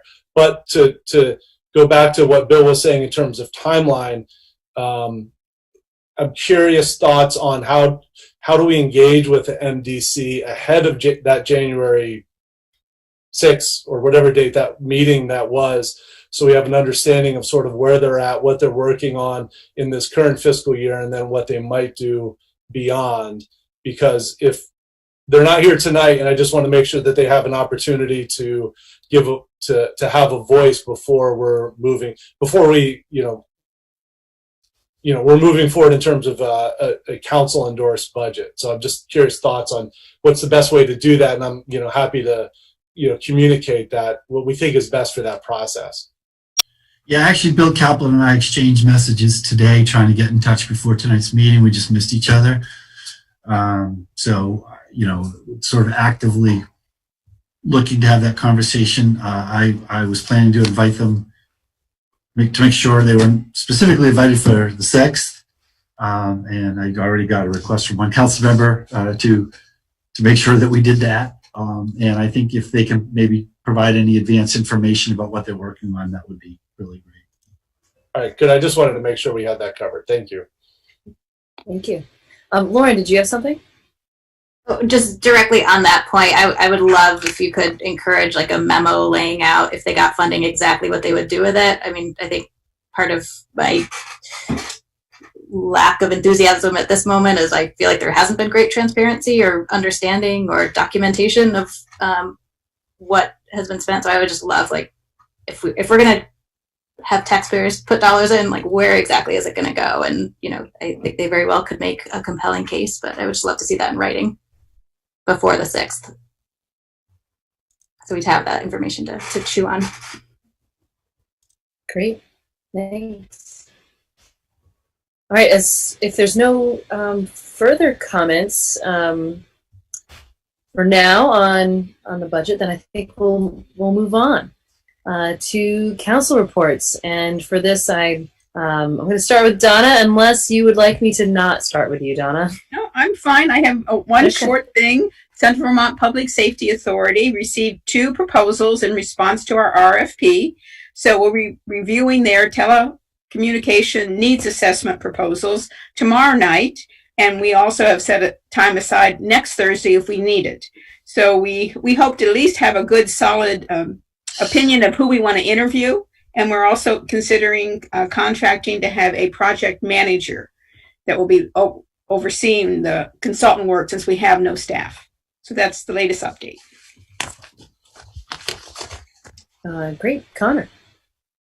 All right, couple things. I did send language to Ann, John, and Bill today, just on retail cannabis. It is required, I did some research by statute, to have a vote by the full municipality on Australian ballot. The decisions of who actually gets dispensaries would be made in the second half of 2022. But there are a number of advantages doing a town meeting day 2021 as opposed to 22. As far as thinking ahead, as far as zoning, different investments. So we'd definitely like to have a discussion at a meeting prior to January 26th. We don't have to get into it now, but just to let you know that that's been sent. And I can send the whole council that language, I guess, if we don't discuss it over email. So that's one thing. I also just wanted to disclose I'm doing a little work with CV Fiber for community engagement, doing surveys with canvassers. A company I have bid on an RFP, and it was the only bid, I think. But I do want to be cognizant that we do appoint a member to the CV Fiber board there. So I just wanted to be transparent on that. So that's it for me. Thanks very much. Great. Jay. Just just like last week, just a reminder, if you have some thoughts around the SRO position, there's still time to fill out that survey. I'd appreciate it. And that's it. Thanks. Great. Dan. Thanks. Just a quick, there was an incident last Saturday where there was a rally at the State House, and a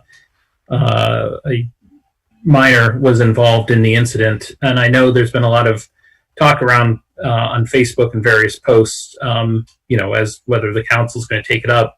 And I think it's important that Chief Pete and the Montpelier police are investigating it, so it really wouldn't be appropriate for us as a council to take up that issue.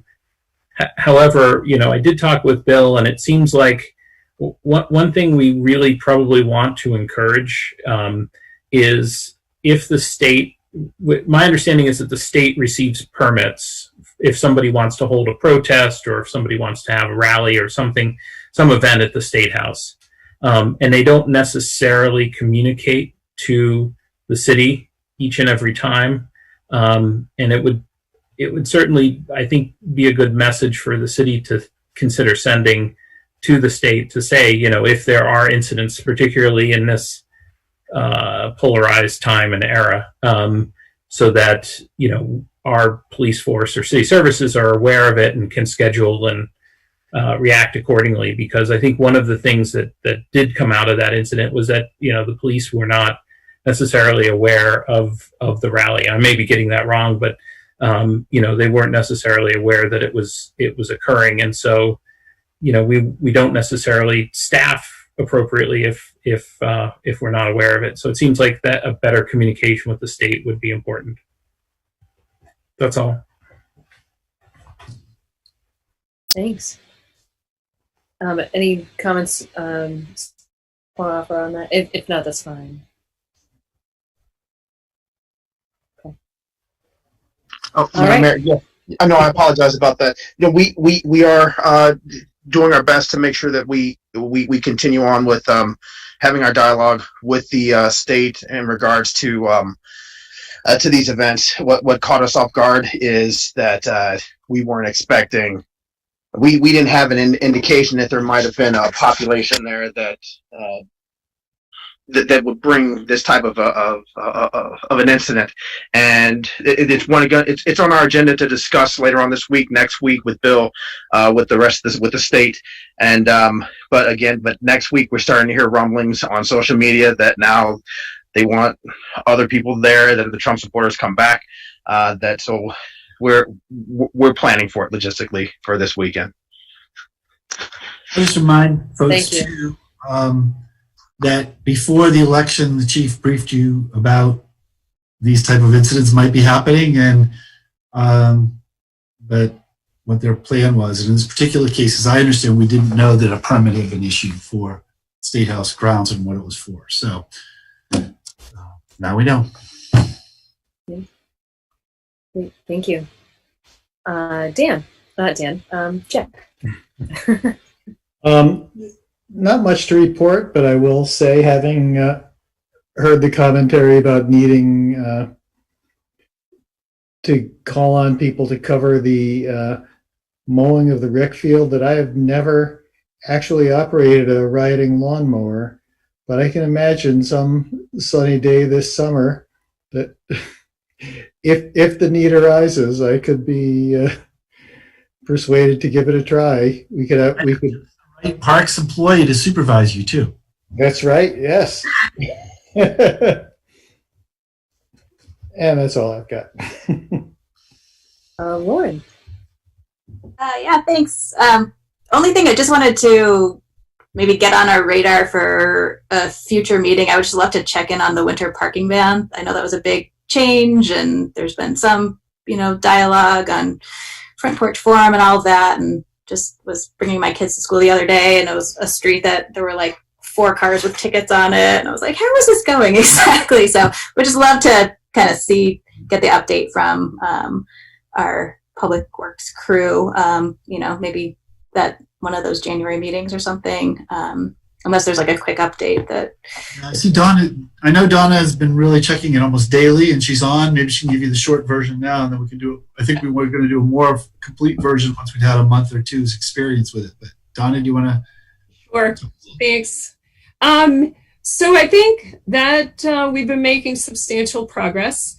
Zach and I have been driving around. We took a break this week, but we had spent the last 3 or 4 weeks driving around every morning, looking at all the streets, making sure people were parked on the right side of the road.